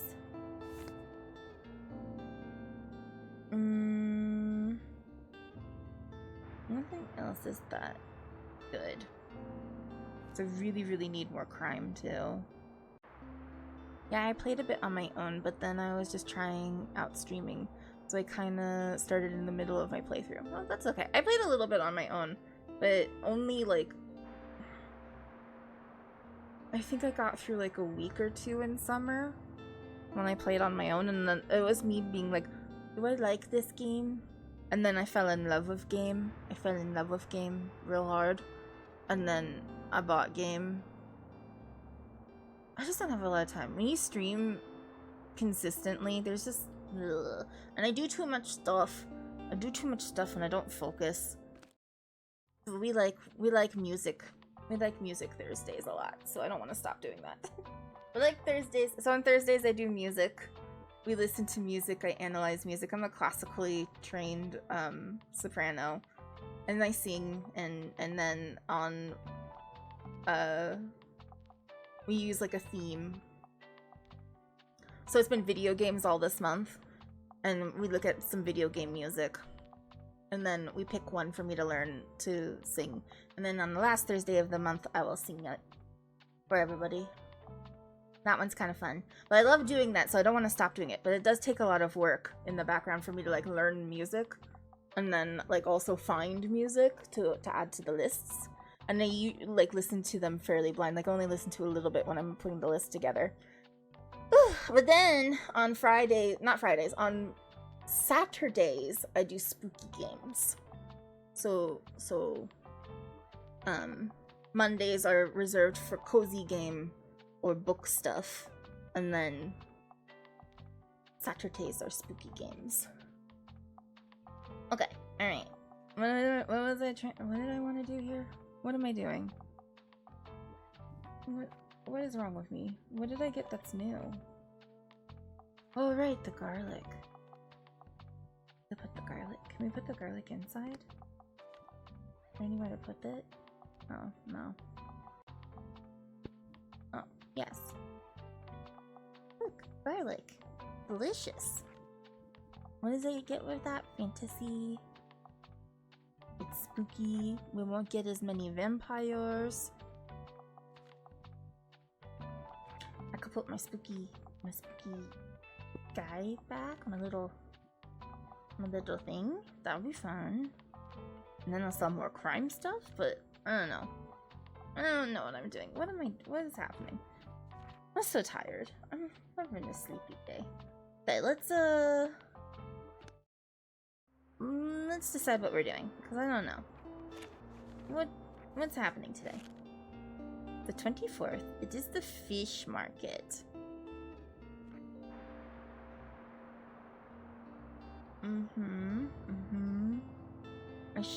I did get an invite for it. Do we want to do it? I don't know. I don't know what I want. I don't know what I want out of life. That makes sense for me. What do we sell over there? Because I don't remember. It's been a while since we've just been at the waterfront. Oh, right. I can't find the bone. I want the bone so fucking bad. We should go so that we can, go pet the dog. Windy walkway. Fish markets. Okay, so we do fantasy, fact, and travel really well here. So let's get our shelf together and we'll go there. Oh, no, I don't want everything off. Everything off. We'll redo it. We'll redo the whole thing. Okay. What did I do? What phrasing did I fuck up? What did I say? I don't know what I said. I don't know what I say directly after I say it.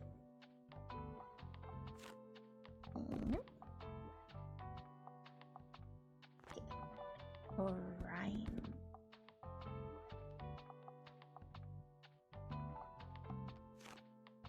Drama.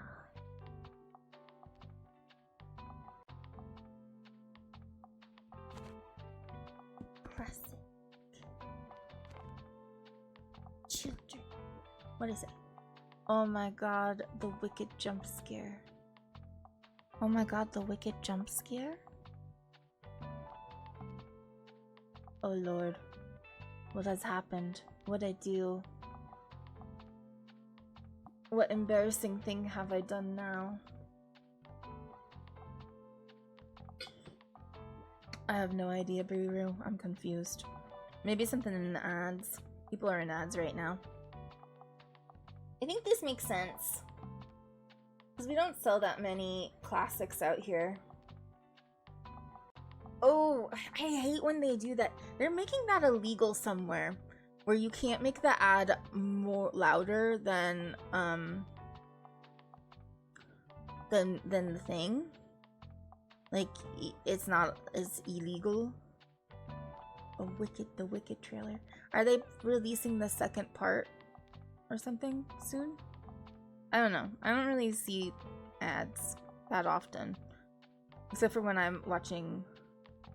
I believe the X wording was, I want the bone so I can fucking bad. Oh, so fucking bad. Look, you know what? I do want the bone so fucking bad.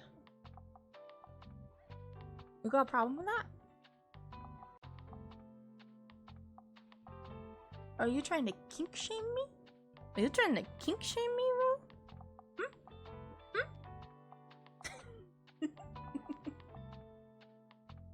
It is an in-game item. Well, there's a dog on the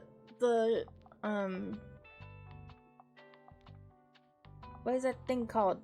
The thing over the dock. There's a dog at the dock, and you can pet it, and I think you can adopt it eventually based upon the stamps. And I want that dog. I want that dog so bad. He's so cute. He's such a good boy, and I want to give him pets. Dock at the dog. Yes, that. We have to find a bone, apparently, in order to give it to him. And I don't know where the bone is. I don't know how to I don't know how to love this dog. I want the dog. You may have surmised, if you've been here long enough, I really like dogs. I love dogs so much. I have 2 dogs. And I really want, I just want that dog. Okay, alright. I think this is good for the dock. I sell a lot of fantasy. I sell mostly, these 2, the fact and the travel. But I do sell a lot of fantasy when I'm there, so I think this works. No, wouldn't have ever guessed. I love dogs. Ugh. It's the worst thing too, because like I'm in like the cozy sphere of things, like with books and stuff like that. So like whenever I try to find things that are like I was thinking about like backgrounds for the stream and stuff like that, and I want to find like overlays and stuff like that. Everything that like was cute has cat stuff with it. And it's not that I dislike cats, I just like dogs more. And I don't understand why cute things don't have dogs. This is my dog Uriel. I put him in Animal Crossing. Ah, sketch with Yuri. Oh. Yay.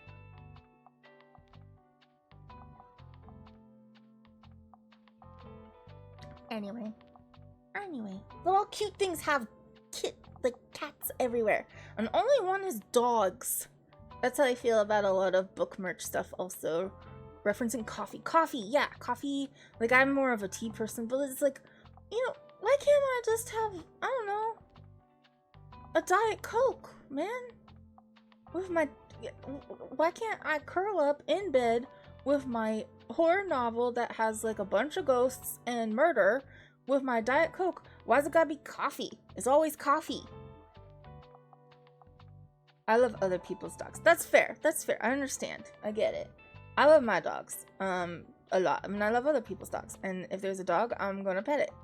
Unless they tell me not to pet it. If I get told not to pet the dog, then I won't pet the dog. But I'll feel bad about it and I will want to pet the dog.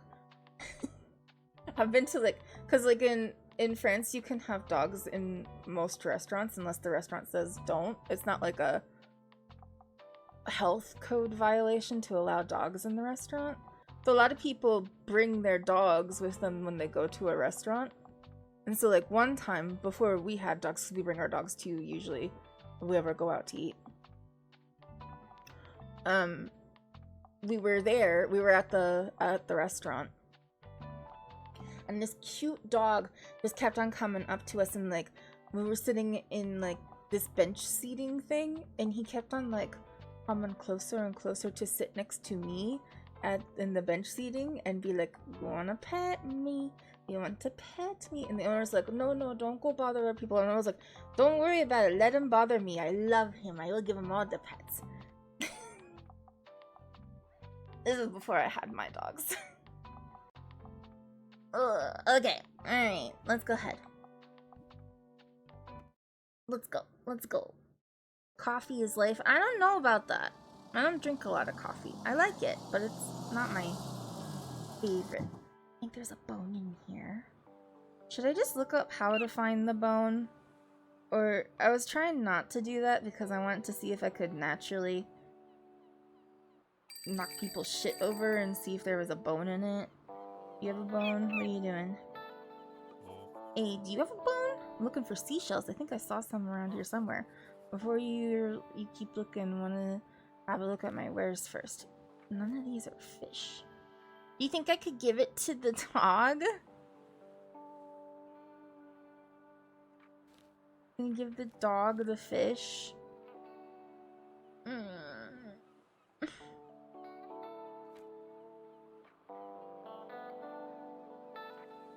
Okay, that's it. We're looking it up. We're looking it up. I want to know. We're looking it up. So, here, we'll put in. Okay.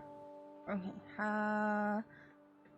Tiny Bookshop. Bone for dog.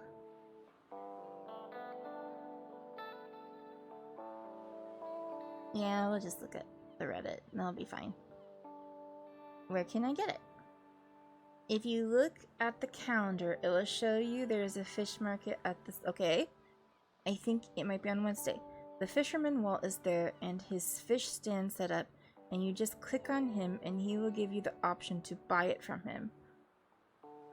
There's no bone. There's no bone. There's a fish.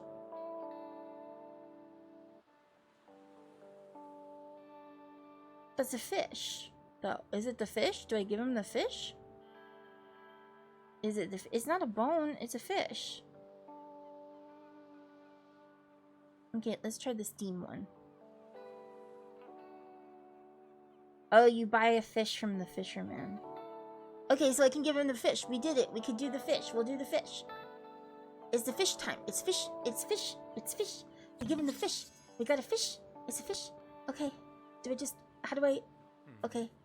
Thank you. Bye. Dog! Bye. He's intensely... Yes, buddy, this is for you. He loves me. He loves me. He looks so excited. He seems to enjoy his fish.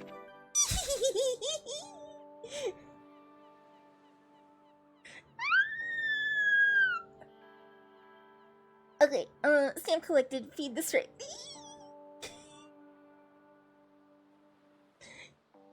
I'm sorry.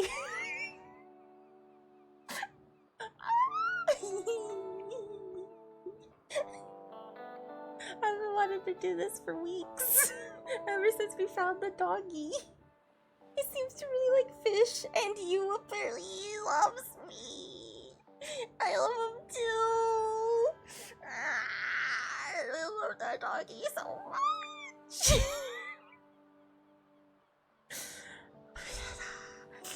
Okay. Alright, I'm fine. Okay, we're good. Somebody please answer the phone. It keeps ringing. Shut up. This would have been a good time to use the high note thing and hope for the... you guys are missing it. The high note alert would have been good there.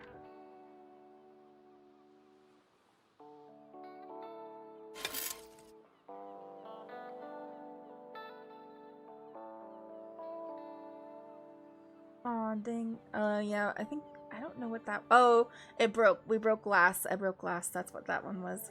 I wasn't paying attention. Hey, buddy.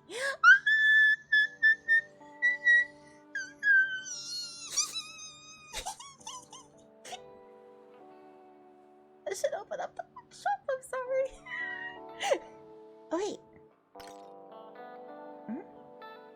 I saw a shelf. So, okay. Open the bookshop.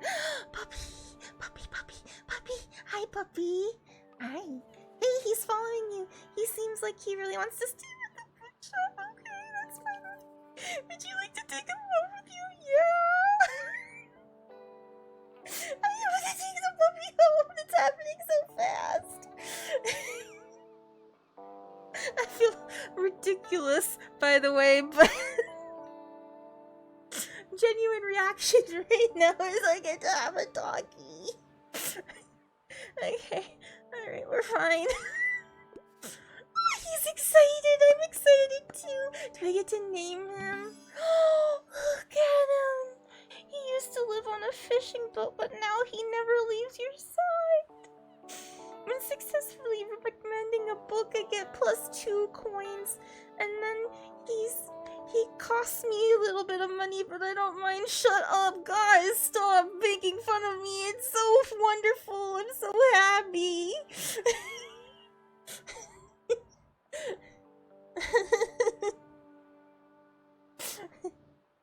It doesn't take much, does it? Look at him! Look at him sitting by the chair. Now he just needs a proper name. Oh god, what do I call him? I can't name him myself, I have to pick from these. Bailey to me is more of a girl's name. I'm sorry. I agree with Behemoth, actually. I think that one's pretty good. He's a big dog, so it makes sense. I like it better than Buddy. And then we could call him Behe. Behe for short.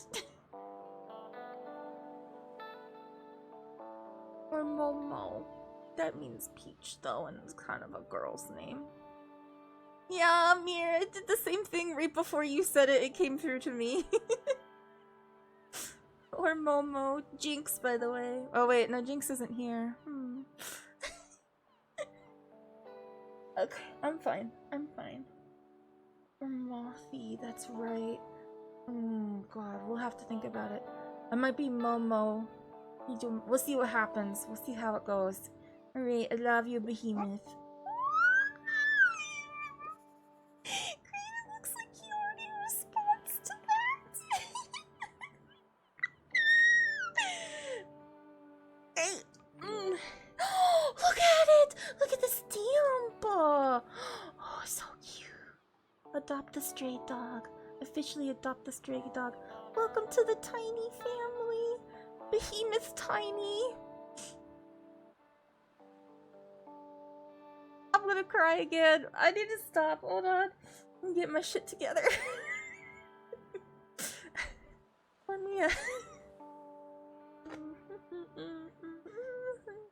Just gonna. You can't see that I'm wiping my eyes, but here I am wiping my eyes. That's why I look weird. Okay. I'm great.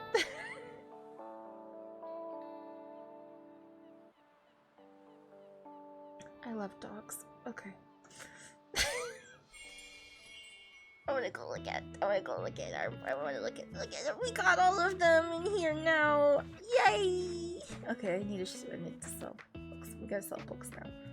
Look at the baby. I bet if I pet him, he'll look cute. Ah! Oh, hi, customers. How you doing? Come pet my dog. You like to pet my dog. You could sit down. You could pet my dog. You could buy some books. You could also pet my doggy. You could pet my dog. Wow, that's a personal best. I'm looking for something to do. You know, a new hobby. But I don't usually enjoy dry books. Do you have anything like gemology, a study in Ruby? Maybe. Finding optimism doesn't really work. That's not really good. Physics also not great.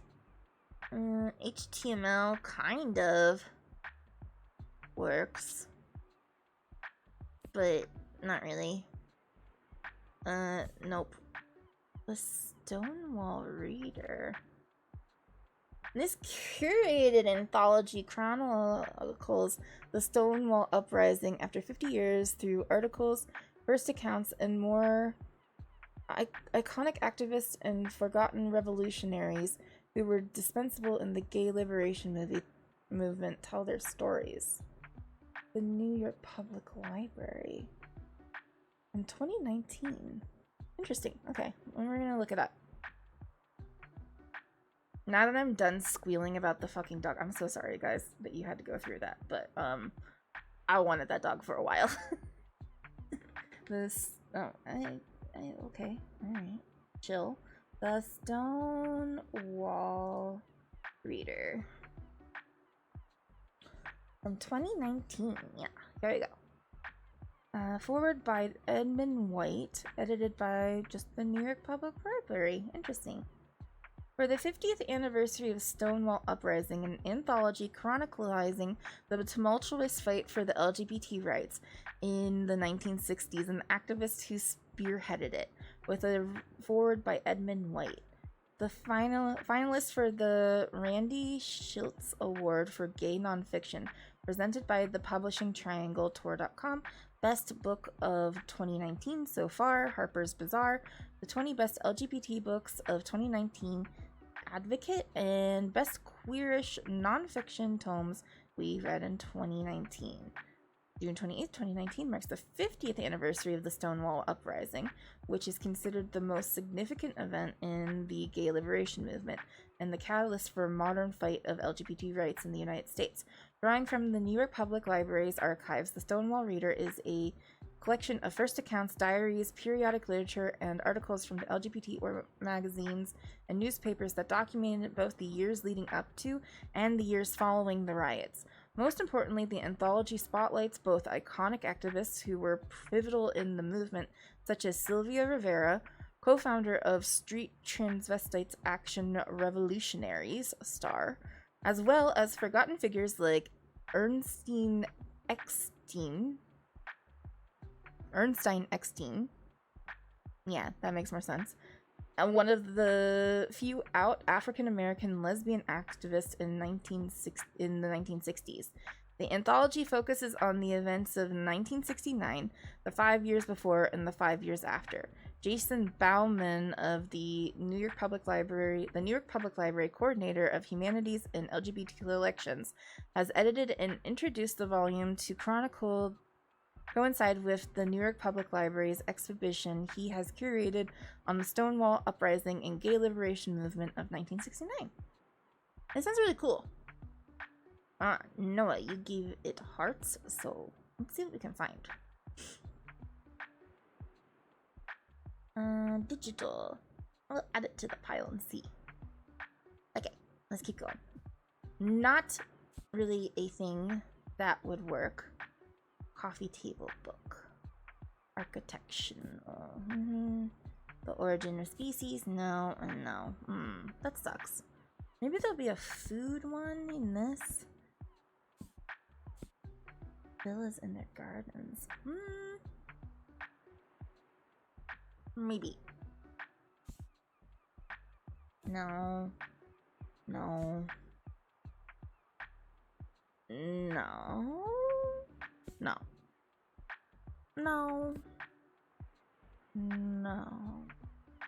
See, is this not a real book? Because it has this on there, so that they said that means that it's not a real book. But I swear I've seen this on a real book before. Architecture, and then that. Yeah, we found this book. This book it exists. It's just hard to find. Doesn't this book oh, maybe it didn't. No, maybe that was another book. I'm confused. I don't remember. Okay. I'm looking for something to do, you know, a new hobby. Yeah, I was hoping I'd have like a cooking book. This doesn't really fit. I think it's when characters like it. Maybe, I don't know. We were looking because we were trying to find, there was a book that sounded interesting and we looked it up and we could not find the book. And so it was like, oh, okay, well, I know that there's fake books in it. And somebody said if it has that sticker on it, that means that it's not real. But that was on Reddit. And so that doesn't mean that that's for sure because people in Reddit don't know what the fuck they're talking about usually. Okay, yeah, this isn't gonna have anything. I don't think I have anything for you. Sorry. I got nothing for you. Sucks. But I got a dog. I got a puppy. You wanna go pet my puppy? It'll make you feel better. Oh, we got Tilde. So, dear, what do you think of this new cruise ship? The Why did my brain stop? Or the Continenta. I can imagine the visitors have been good for business, haven't they? Well, they have, but that sucks. And of course, everyone is welcome in Buxtonbury. They deserve to know our beautiful town. But it's just so short-lived, tourists won't bring anything meaningful to the table. Yeah, I know, I live in a tourist area. They will use our resources and expect our labor and then leave again once they get bored. Yep. Ugh, don't get me started, dear. I could write essays about this, and I have. I'm sure, Tilde, I'm sure. But not today. I'll just try to enjoy their interest in the town for now. Alright, I mean, fair, but I don't know what I'm supposed to do about any of this. He's a pepper. Yeah, he's so good. Okay, I'll leave you alone. I think my actual real life dogs get annoyed with how much we want to give them love and attention. They're like, parents, leave us alone. For the love of God. What's the catch of the day? I'm looking for something to do with, God. With a new hobby. It wouldn't hurt if it had a thrilling, gripping... That doesn't make any sense. You make no sense. Is there something about murder in here? A sadistic serial killer is on the loose in Boston, and evidence of his search is close. Oh, you said you're in France. Have you read about Claude Cahun? That sounds familiar. Hold on.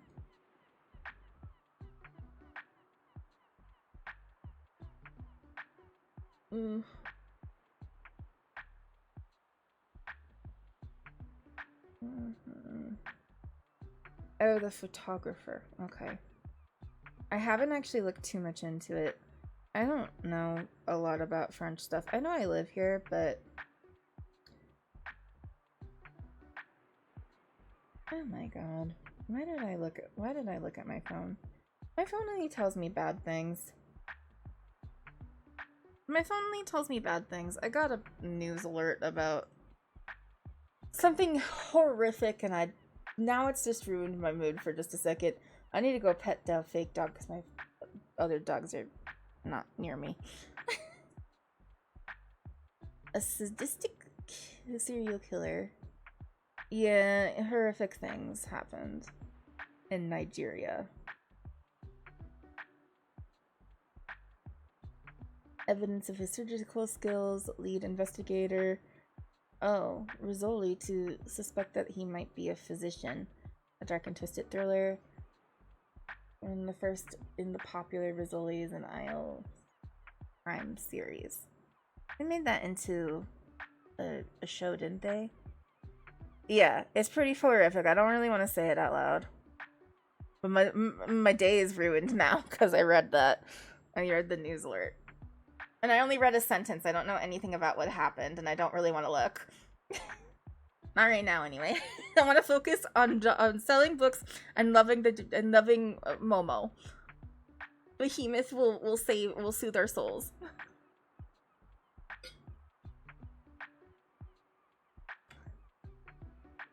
It's just I'm looking for something to do. A new hobby. I give them a book about serial killers. We could do Monster again. We got another one of those. The Red Dragon.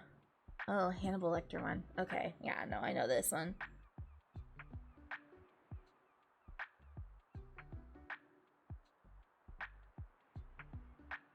This might be interesting for me to read, though. I haven't read any of the Hannibal Lecter ones. Might be an interesting one for me. I don't know. The Curious Incident of the Dog in the Nighttime. I remember this when we looked at this one a little while ago. My blood sugar being... Now I gotta look at my phone again. No, it's not. I just wondered if I was dropping real fast. I'm not dropping super fast. I'm dropping a little fast, though. Which is probably why I feel weird. Said thrilling, gripping plot, and I feel like I read most of Silence of the Lambs. Well, I do remember we were interested in the film back in the day.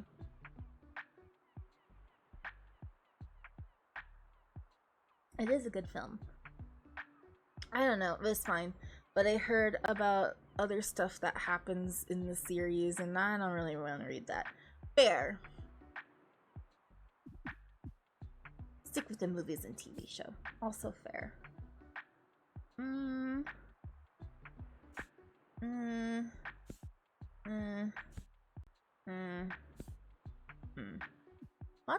Lots of William Shakespeare in that side. Okay. No. Ooh. No though. I don't know. I don't think I have any. But it's like because it's a hobby and they want it to be thrilling and gripping, and I don't understand what that fucking means.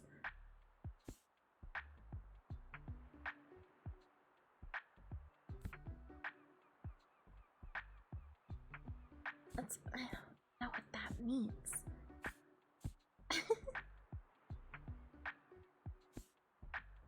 The rest of the quests are confusing, yeah. Pen and paper bring characters to life, but what happens when they escape the page? Beginnings of a fantastical and dangerous adventure in the world of books for all ages. Here.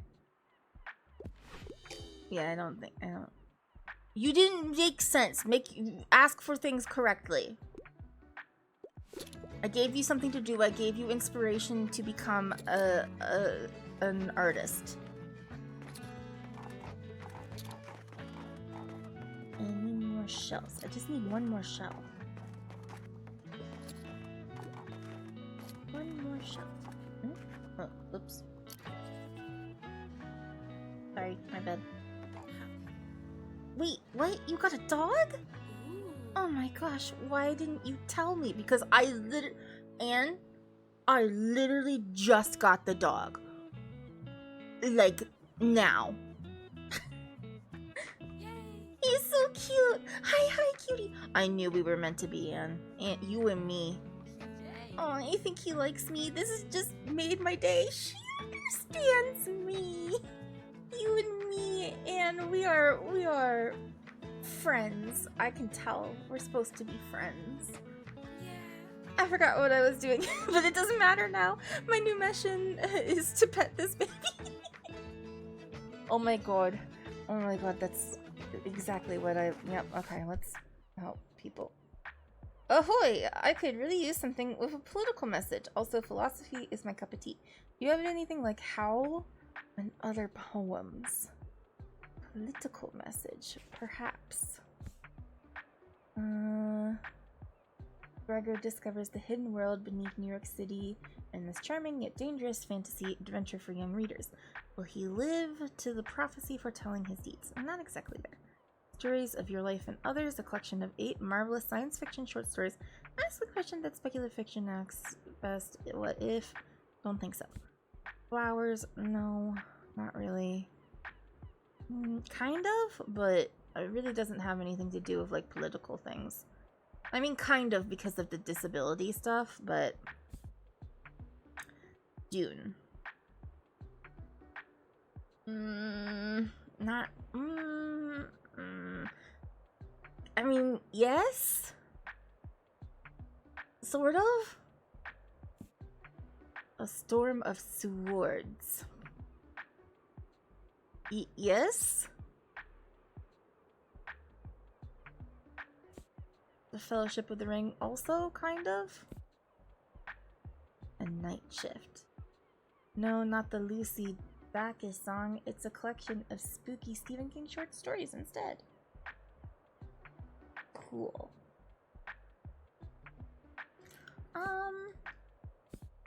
I'm gonna go for this. Nope. You don't see the political. You don't? Have you read it at all? You don't. Okay. Just because you can't translate to other genres. Okay, plays something like Macbeth. Anything good? Well, we had a bunch of Shakespeare ones. Othello, kind of. Maybe that's what I should have done for the other ones. Because there's intrigue and junk. Hmm. Would you like Macbeth again?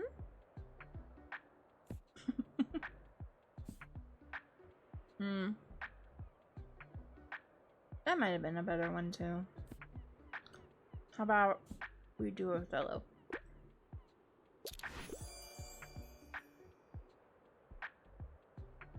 Yay.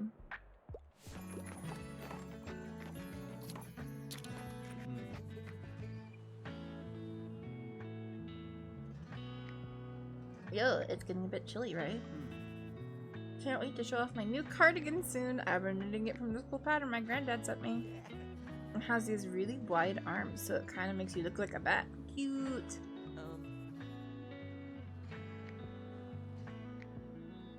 I like bats.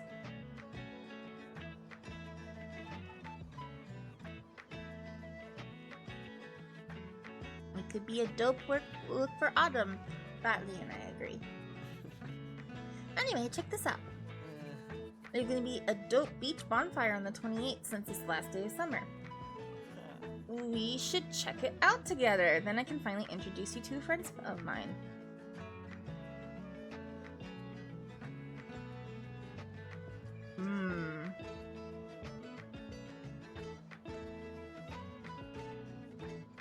Bars are excellent. Bats are excellent. That makes more sense. Should I try to get him to play? I think I might. You should play. What? You mean play something from the concept album?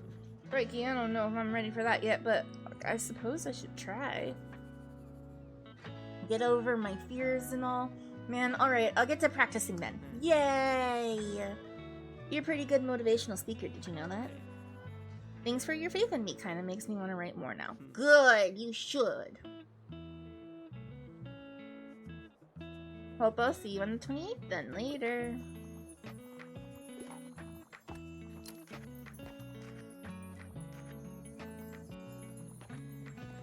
I hope Harper bought the book that I wanted to give her. Thank you, Noah, for the follow. Sorry, I'm snacking.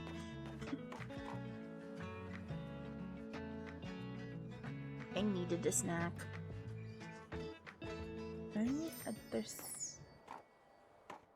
Any other shells? Shells? Shells. I don't see any shells. Okay, let's go home. Behemoth, we're gonna go to take a nap. Best 12 coins I've ever spent. Okay.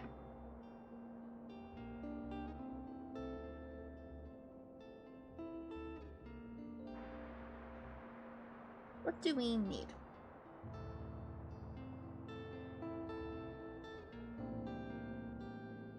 What do we need?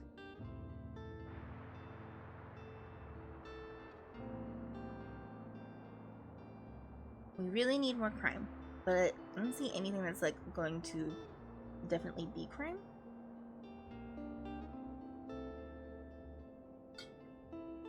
I could hit this and just hope for the best. Or I guess we'll do. Okay, there were 4 in there, so that helps.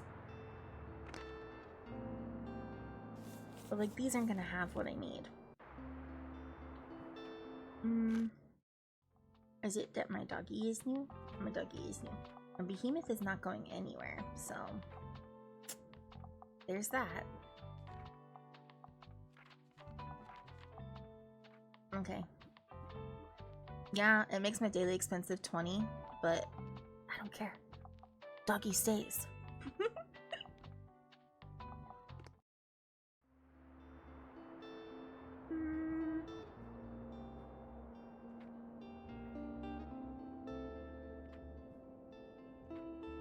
I'm gonna go back to the beach so I can get the last of the shells.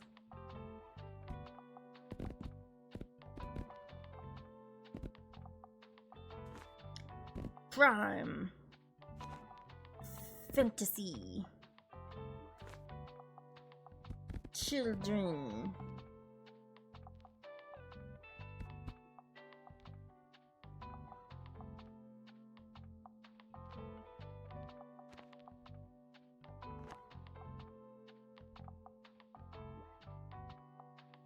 Yeah, we'll put in another one. And then classics. And then drama. Travel.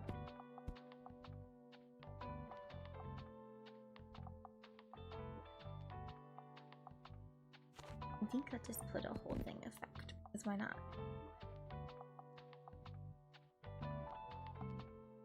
Yeah, maybe this will work actually.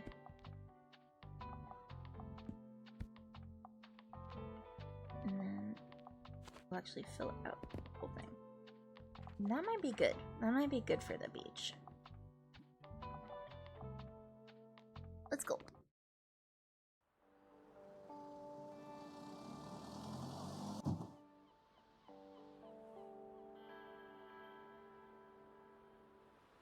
That's crazy. Yay.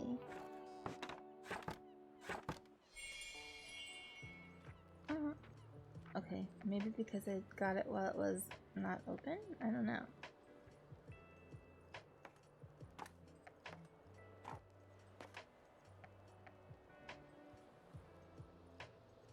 Damn it.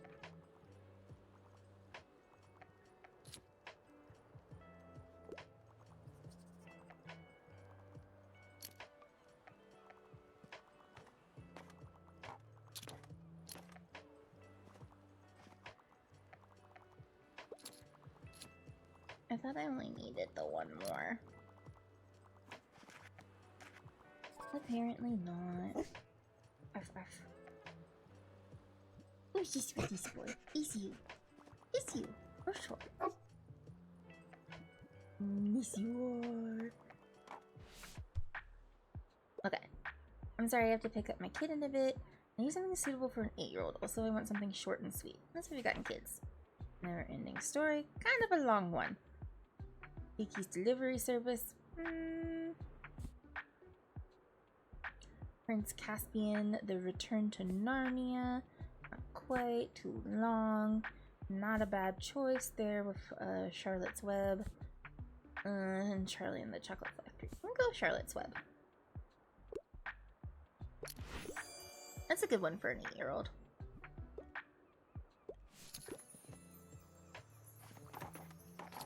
Hi, kids. Oh, look, a kid in over. Ooh, ooh, ooh, I see one. Yeah.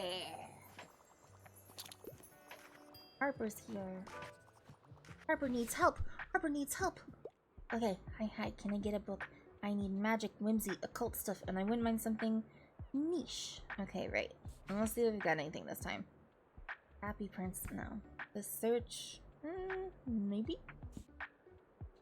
The Sea of Monsters. I know that's like in the middle of a series, which we've discussed that we don't like, but I feel like when we do one that's in the middle of the series, it's sort of like recommending the series.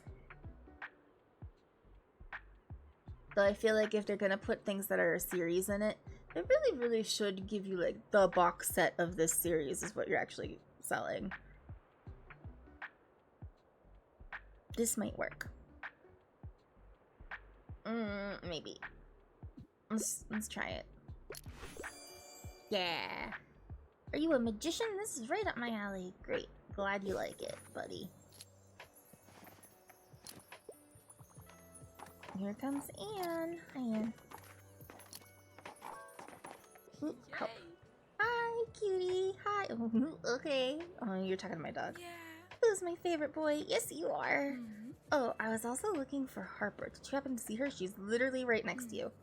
She's this tall, curly hair, very bright. I just saw her. Huh. Wait, really? Blimey, I must have just missed her. She's literally right there. She asked me so many clever questions about sea algae a few days ago, but they're not really my specialty, so I had to look them up. I can't wait for the next flea market. It was so much fun to help out the Horticultural Society last time. Will the bookshop be there again? It seemed like people were really interested last time. Ah. Come on, you should go. Let's hang out there, alright? Okay. She's literally right next to you. She's sitting, she is in the tiny bookshop with you. What time is it? Okay. Something magical, please. I want to be enchanted. I'm a fan of the book of the Happy Prince and other tales. Let's drink before I choke. Would you like that again?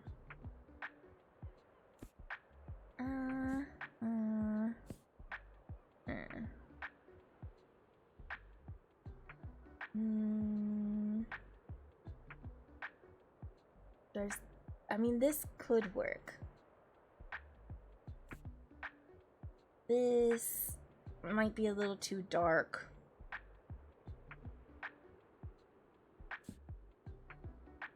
And I just hate C.S. Lewis, so...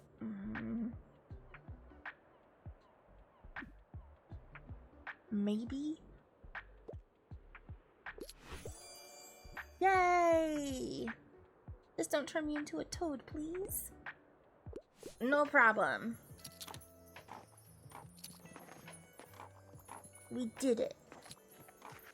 Oh, I don't even have enough. I should have put the fan. Oh, fuck me.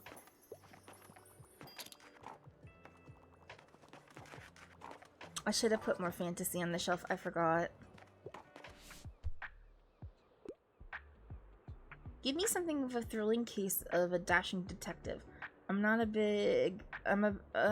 afraid of a bit of tragedy, and I'm a huge crime story fan. Okay. The Westing game. Not quite. Crime and Punishment. And Gone Girl. This one might actually work. Gone Girl kind of makes sense. It doesn't have a dashing detective.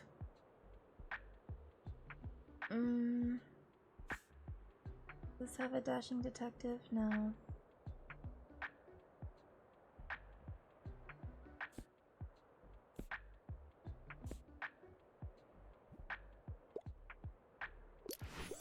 Okay, that works. Unconventional, but this sounds heart-wrenching. Thank you. No problem. I can't wait to make you cry. I would love to make you uncomfortable. He's the best puppy ever. Where are the fantasy books? I know. I sold out. I sold out. I didn't put enough onto the shelf because I'm an idiot. Well, we got all of the seashells. So that's nice. And we got a puppy. Let's pet him again. He's so cute! Ah.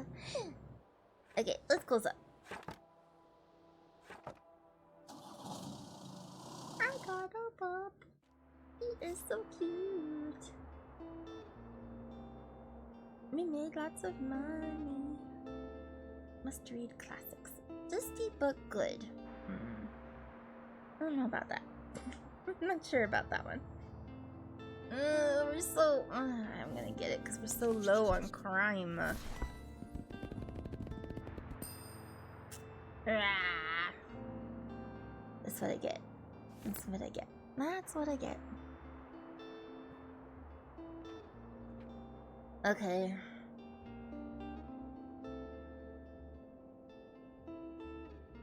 I want to hold off. I should really go back to the beach again to try to get the 15 fantasy books.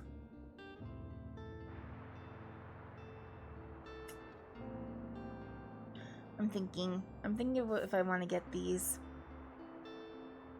I'm just gonna, because we're almost out of fantasy. There might be some crime in here too. No, there's not. Okay, well, that exists now. I'm gonna go back to the beach.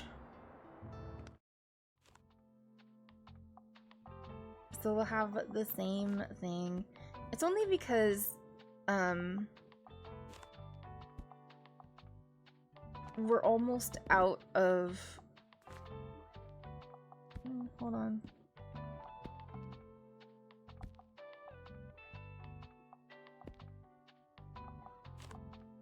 I'll put the rest of the fantasy there.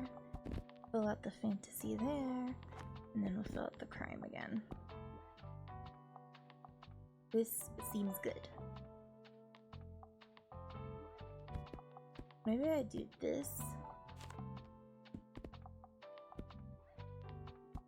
And then do...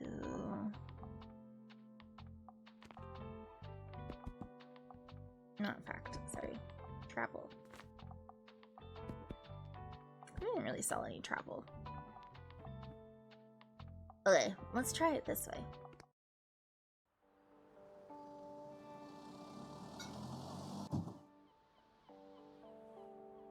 I saw a seashell and I went, ooh! But I don't actually have to collect those anymore. But I will. Ooh, hi Fern.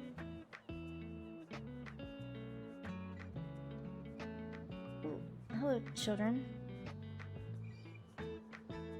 Uh-oh. Uh-oh. Game? Game?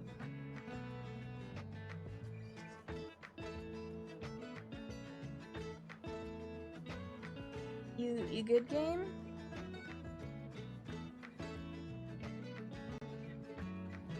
Oh no.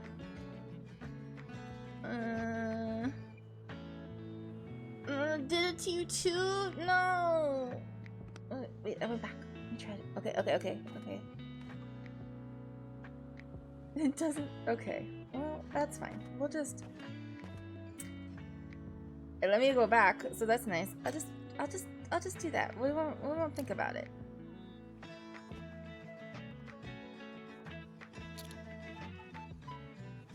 Here, we can water the plants. I can't remember what watering the plants does. Excuse me, please. Hi, Fern. No, behave game. It listened to you. Yeah, apparently. What's the latest headline? I'm a huge sci-fi nerd and I'd love to read something classic. When you say classic, I'm gonna look at this. Nope. Nope. Nope. Nope. Nope. No. Well, maybe. Maybe.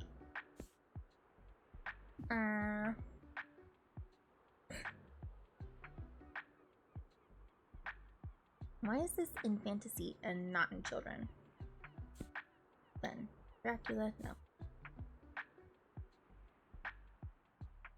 Parable of the Sower. A dystopian world ravaged by climate change and corporate greed. A young woman embarks on a biblical journey to spread the seeds of a new religion in an attempt to redeem humanity. Okay, you know what the fuck is this? What is this?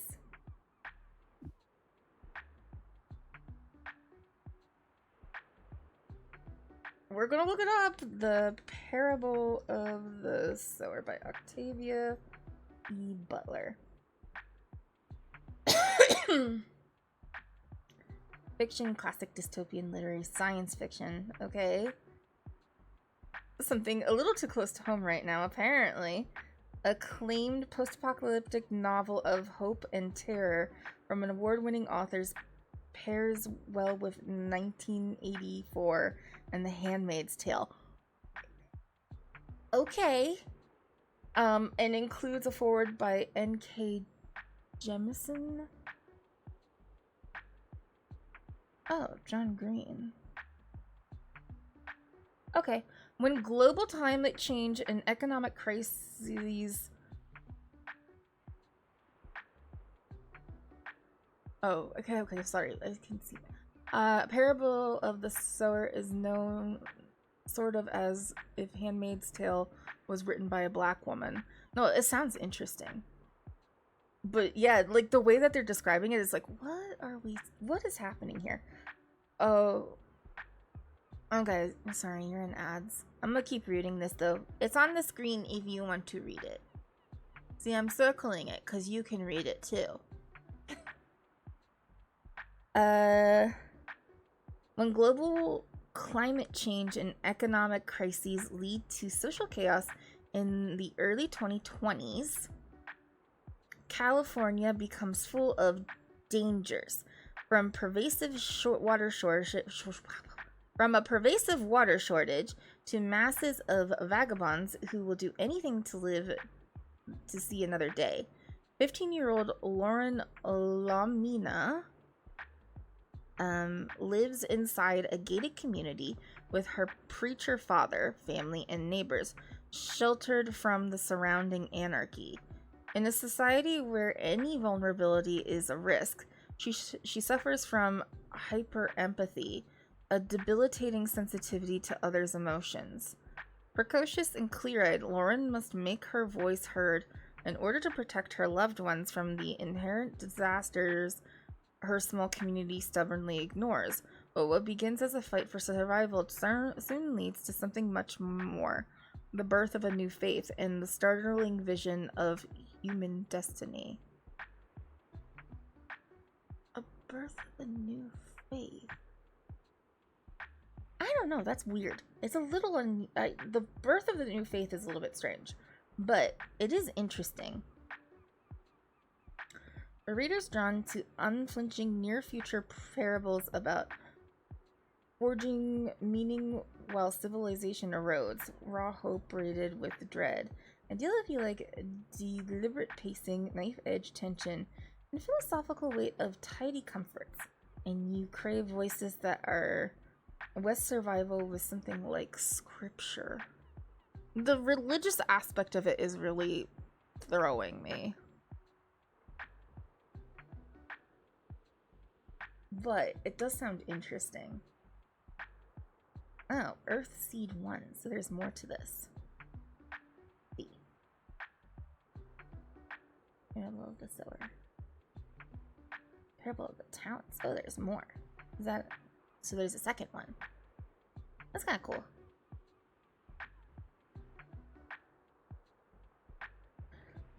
Actually, the other... If we look here, these... Oh, it's a graphic novel adaptation. That's kind of cool. But, like, this is a much cooler cover than the one that we saw. That's cool that they made graphic novels out of it, too. Okay. Welcome back from ads. But they do have... They made them into graphic novel adaptations, too. And I was just saying that I really think that these covers are much better than the one that we have here, because this one's just like, what the fuck is that?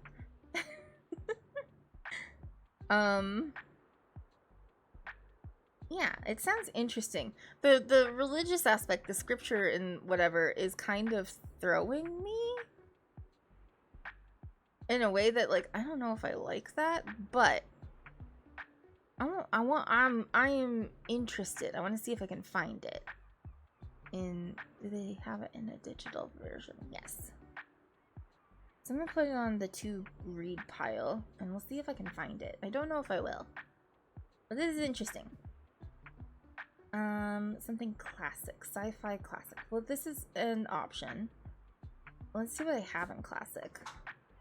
Odyssey, not really classic. Inferno, not really. I mean, kinda. And that. I think I might do this one. I don't think it's gonna work, but you never know. Hey, dare I say sci-fi at its best? How did you know? I did it. I did it. It doesn't get little hearts. No little hearts, but we got little sparkles. Sparkles are good too. Hey puppy. Hey pup. He's so cute. Do you wanna play? Woof woof woof. How about roll over? Woof. I don't know it. Guess he doesn't know that one. Doesn't seem like it.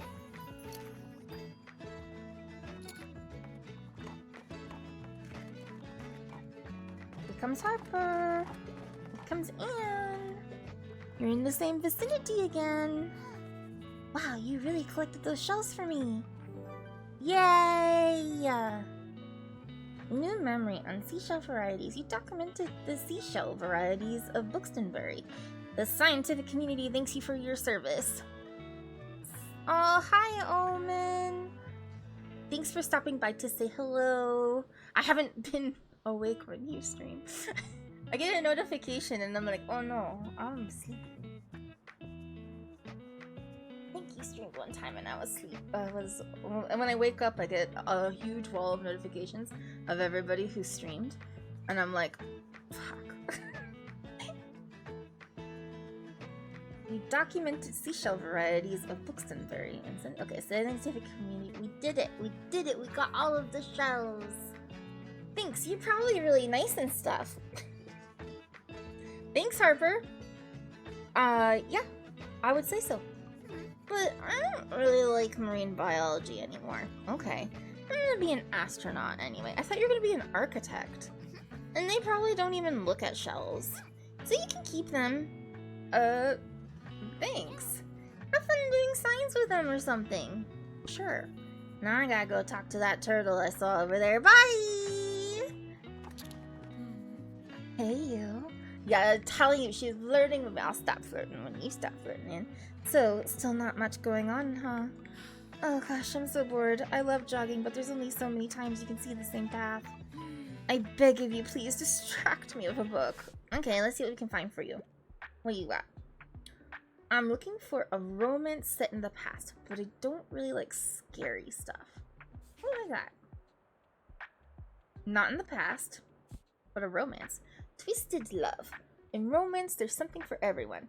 This book is for the crowd who hear possessive asshole and her brother's best friend and swoon.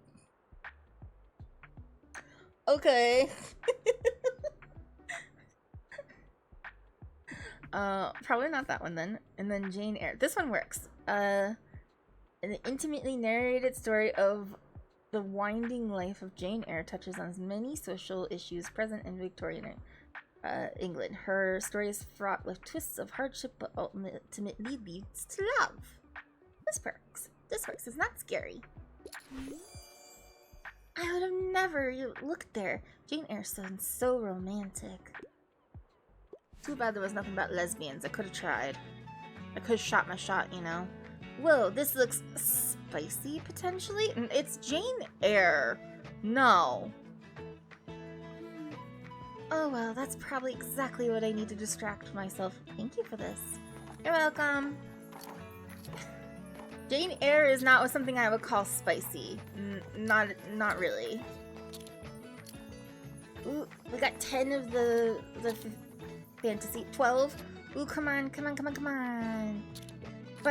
Buy them.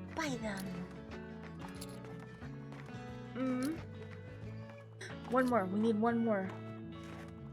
Come on. I got one more. Someone buy it. Oh, please. Which book? Bonus points if it's from this century, and I am partial to a good fantasy novel. I got one left. What is it? Oh, shit. I don't think this is gonna work, but we're gonna try. Well...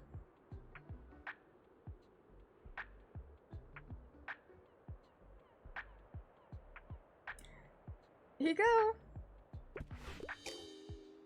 My parents told me not to read stuff like this. You're the one, you even said a song. Ugh.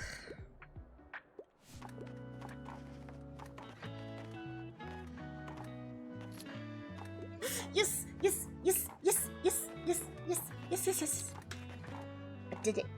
I did it. It's fantasy. It's in this century. Exactly. He even said something about a Song of Ice and Fire. What am I supposed to do? What am I supposed to do with it? What? It's one of the other books from it. I don't know if it's the next book, but it's in that series.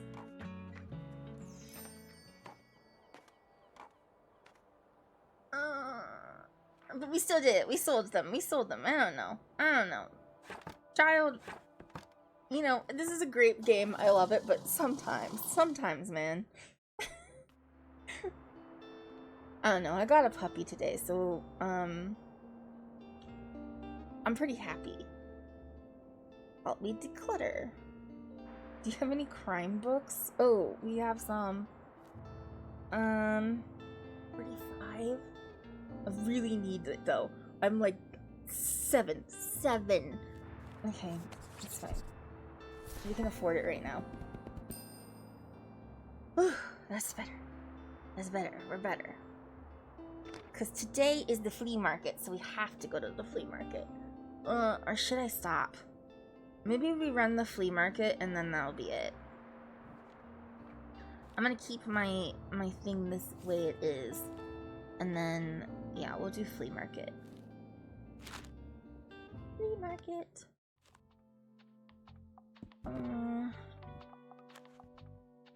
The flea market. We sell a lot of books. Buy 7 items from the flea market. Well, I'll get there eventually. Okay, let's put kids' books in here. We'll do another full thing of crime. Well, maybe not full. 8.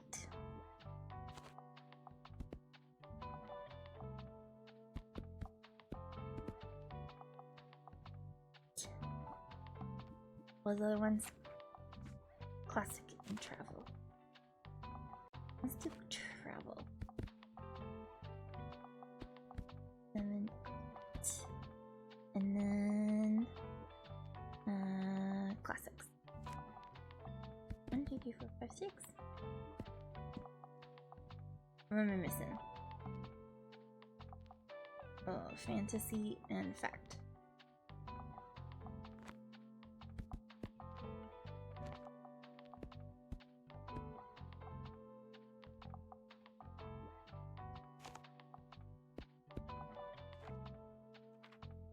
Maybe? But honestly, like, take a couple kids ones out. But I think I do well. Do I do well with kids on this one? No. Okay. We'll take a few kids ones out then. And then I'll do 1, 2, 3, 4. 1, 2, 3, 4, 5, 6. 7? No. Yeah, this is good. This works for me. Alright, I like this. Okay, let's go. Let's go. We're gonna get ready to wrap up after this one. Okay. So, what do you got? Ugh. Next set of books. Sometimes she has other shelves, and that's what I want. Because I'm like going nuts not having one. You got anything cool? Just the bench. Review board. That's not bad. That's kind of fun.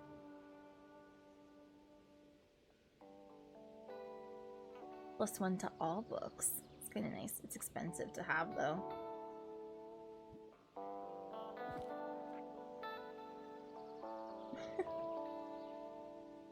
For every 2 plants in your shop, you get a +1 to facts and +3 to your plant effects, which I don't. Oh, well. We have some. Let's see if she's got. There's a particular plant that I've been wanting. No, she doesn't have it. I like the window box one. I really want it.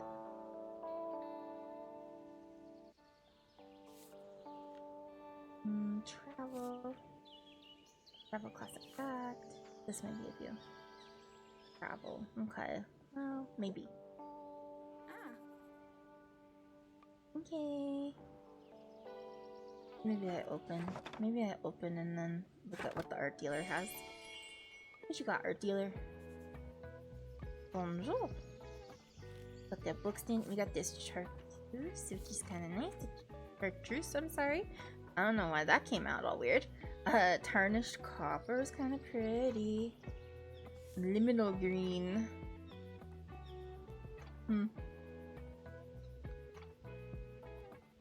And then this one too. +2 to drama. What's this one too? For travel.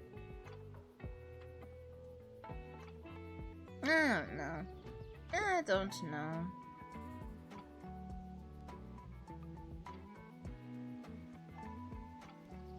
There's a part of me that wants to get the liminal and the copper paint and then like paint the bookshop all different. Hi everybody. Come buy my books. Come buy them.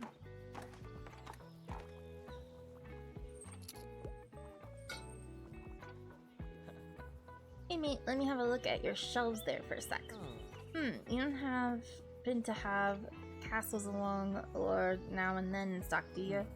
I think the one in Amboise is so underrated. But Lex didn't want to believe me, so I was hoping to show them the book. Ah, bugger, well, it would have been a huge coincidence, so don't worry. It's not a very well-known book. I wish we would still build our buildings that way. To marvel at the beauty for sure, but also to last for centuries. Although I guess even the greatest forts can eventually crumble over time. Have you visited the ruins of Fort Borg yet? People call it a castle, but that's technically incorrect. Ooh! We got a new place! New place unlocked. Challenge unlocked, a piece of history. Drive up to the ruins of the fort and explore. Neat! We'll have stuff to do next Monday. Historians think... Oh, wait. Next Monday? Maybe. I'm gonna do one more big, long book one. Oh, wait, maybe... I don't know. I don't know what I'm doing next Monday yet. Historians think they might have been a smaller hill fort there in the 9th century. I wish I knew what that looked like. But sometime between 1270 and 1280, the Duke built Fort Borg there, and most of it got destroyed in a fire in 1575. Oh, I've been talking about this for a while now, haven't I? You're fine. Well, let me know if you're interested in history too. I'll tell you more. Cool! But this fun? But I don't know. You mean one of your niche hidden gems? I tend to lean more towards nonfiction. I don't mind a dry book. Do you have anything I might like? This might be good. Maybe not though. Richard Serra. Interviews, etc. 1970s and 1980. The man behind the masterpieces. Explore the life and artistic vision of a legendary sculptor and modern art icon in this series of interviews presented alongside marvelous black and white photographs of his life's work. That's kind of cool.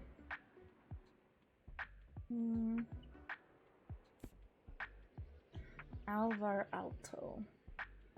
Good to know the Finnish design master Alvar Aalto, as this book takes us on a visual journey through almost 60 years of iconic creations, including photographs, plans, and sketches. Okay. What? Okay.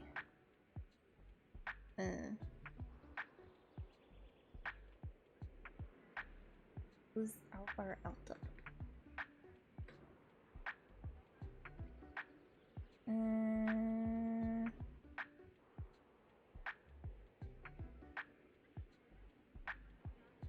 Peace. Paradise for a man in the street. Finnish architect. Okay, Alvar Aalto was not only influenced by the landscape of his native country, but by the political struggle over Finland's place within European culture. Aalto turned to ideas based on functionalism, subsequently moving towards more organic structures, with brick and wood replacing plaster and steel. He also designed buildings, furniture, lamps, and glass objects.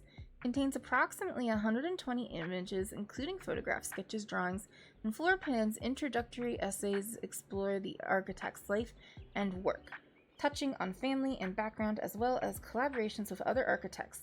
The body presents the most important works in chronological order, with descriptions of client and or architect wishes, construction problems and resolutions, The appendix includes a list of complete or selected works, biography, bibliography, and a map indicating the location of the architect's most famous buildings. Interesting. Ugh. You've read this? That's cool. I don't really know anything about this guy. I don't care about architecture. My lesbian experiences with loneliness. Okay. A very candid memoir in which the author shares her journey of mental health, sexuality, and growing up. A must-read for Josai fans.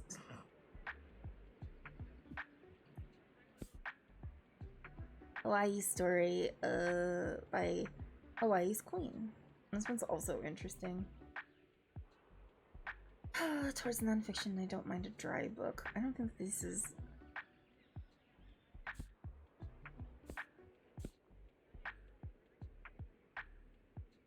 I don't know which one to give him. There's too many good options this time, which it doesn't happen that often. Because this one probably would work. And this one also probably would work. And this one would also probably work. And I want to keep this one because I would like, you know, I just want to keep it.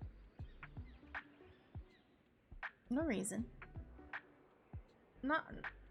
Are you suggesting that I might want to radicalize some children with it? Because this one and this one would be really good for radicalization of children. We could radicalize so many children. So maybe, yes, baby.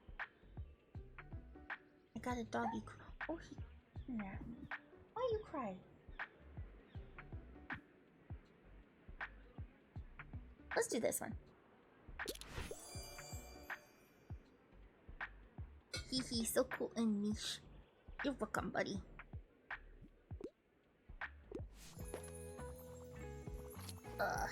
Okay. Well, hello, dear. I appreciate the armchair. I'd love to sit down for a second. Okay, sit. But tell me, dear, how are you faring today? I see that the shop is doing well. I quite like your selection. I still have some shopping to do for Miriam's present. She always relies on everyone forgetting her birthday since it's the day after the bonfire. But I can be just as stubborn as her. She'll get a present from me every year, whether she likes it or not. Oh, her birthday. Her birthday is coming up. I'll have to try to remember that. I probably won't. Oh my god, Uriel, can I help you? Like that. We need to help. We need to help. I love that whodunits are having a comeback. I wouldn't mind something with a detective. I really enjoyed the murder at by carriage. I'm interested to see what you suggest. Okay. I don't know what I got in crime right now. If tomorrow comes. Thrilling mystery about a regular woman's descent into a life of crime. Betrayed by love and famed by... right. I remember this. The mysterious affair at Styles. A good Agatha Christie. That one is a good choice. Luke Jennings. Codename Villanelle? An assassin going by the codename Villanelle has recently appeared on the map, killing some of the most influential men in international politics. Can former M16 Agent E find and catch this eccentric psychopath? Okay. I'm gonna go with the Agatha Christie one, actually. Let's go. She's stepping on my skull. There we go. Glad you like it. Come here, baby.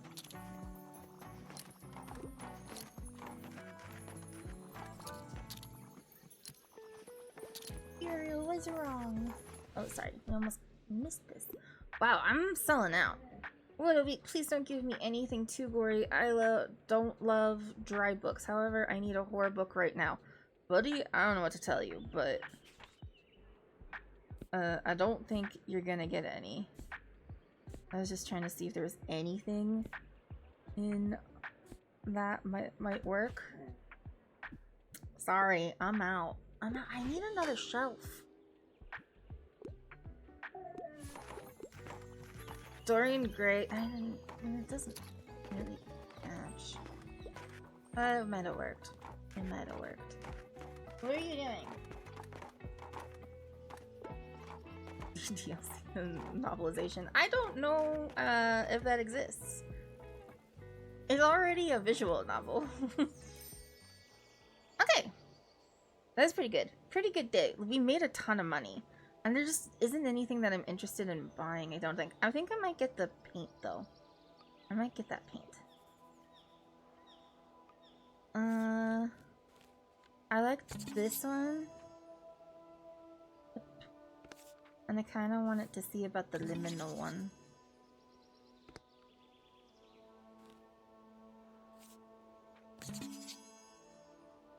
You know, why not? Okay. And let's close up for now. I don't know if I'll change it now. Because we're a little bit over. A little bit over. Ooh. Give me. Give me your cheap books. I'll take them all. Ooh, nice. Do we need kids' books? Not really. Old childhood favorites. Okay. Don't need it. Looks good. I look good here. I'm looking good. I feel like we're at a good place here.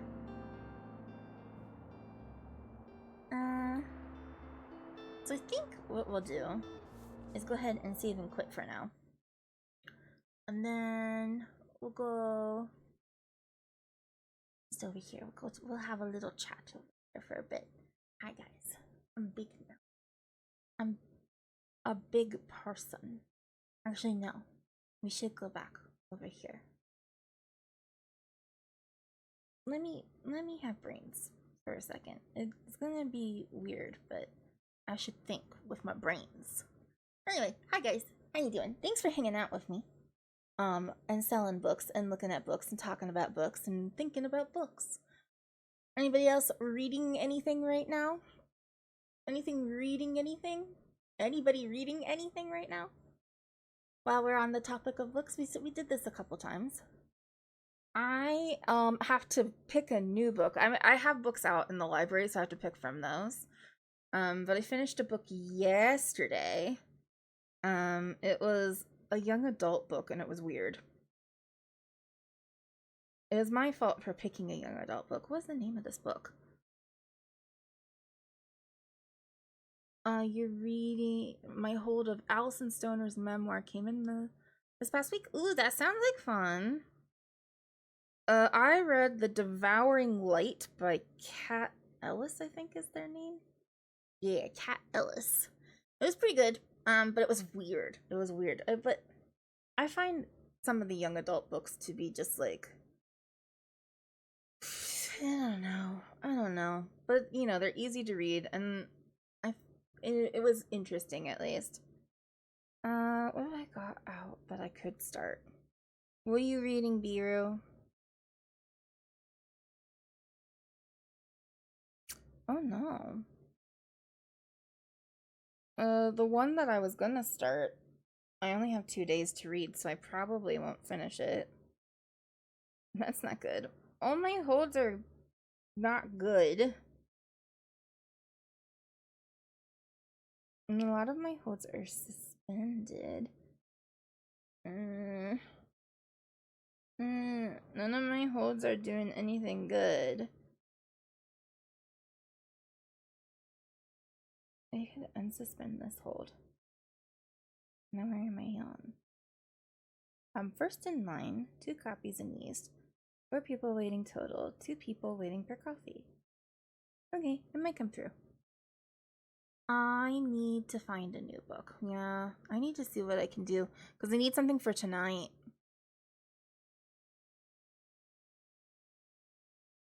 Okay, hold on. Lots of stuff. Carte Blanche by Jeffrey Deaver. Sorry. Blind spot got in the way and I had to move my head so I could see it. It's a James Bond book. Oh, that sounds fun. And then know your book club is reading Madness, Race and Insanity, and Jim Crow Asylum by Antonia. Sorry, there goes that blind spot again. Hilton. I have a blind spot in one of my eyes, and sometimes like reading is hard. Text, so some of the, if it's not like a word that's like really familiar to me, that's why sometimes I'll like fuck that up, because I can't see all of the letters, especially if it's on the left side of my vision, because that's the eye that has the blind spot in it, which is annoying, and also why I don't wear makeup anymore. Can only do the left side of my face. Yeah, that's gonna. I don't know what I'm gonna pick up then. I thought that I had something ready and I don't, so I'll have to see what I can find. There's some stuff. There's some stuff that's coming out. I'll take a look. That sucks. I thought I had something that was like good to go. I took out like a 5-in-1 book for some Joe Hill books, but I don't necessarily enjoy Joe Hill. I took it out so that I could read Nosferatu, because I want to do a book talk, a book chat with y'all about Christmas horror. So I read a bunch of Christmas horror. Well, holiday horror. Cause like, why do the romance girlies always get all the good stuff around the holidays? Why can't horror enjoyers also, the spooky girlies also deserve some love for the holidays? I found some recommendations, so we're gonna go over the ones that I read. And I might like read part of. There's a short story anthology, so we might read some of that. And I wasn't sure if we are gonna do that next week or not. Speaking of, I want to come over, and I know you guys are probably sick of it, but I wanted to remind everybody that we have a thing coming up. So next Tuesday is my birthday. Yes, everybody, my birthday stream. Just a reminder that I will be doing an exceptional Tuesday stream next Tuesday, November 25th, for my birthday.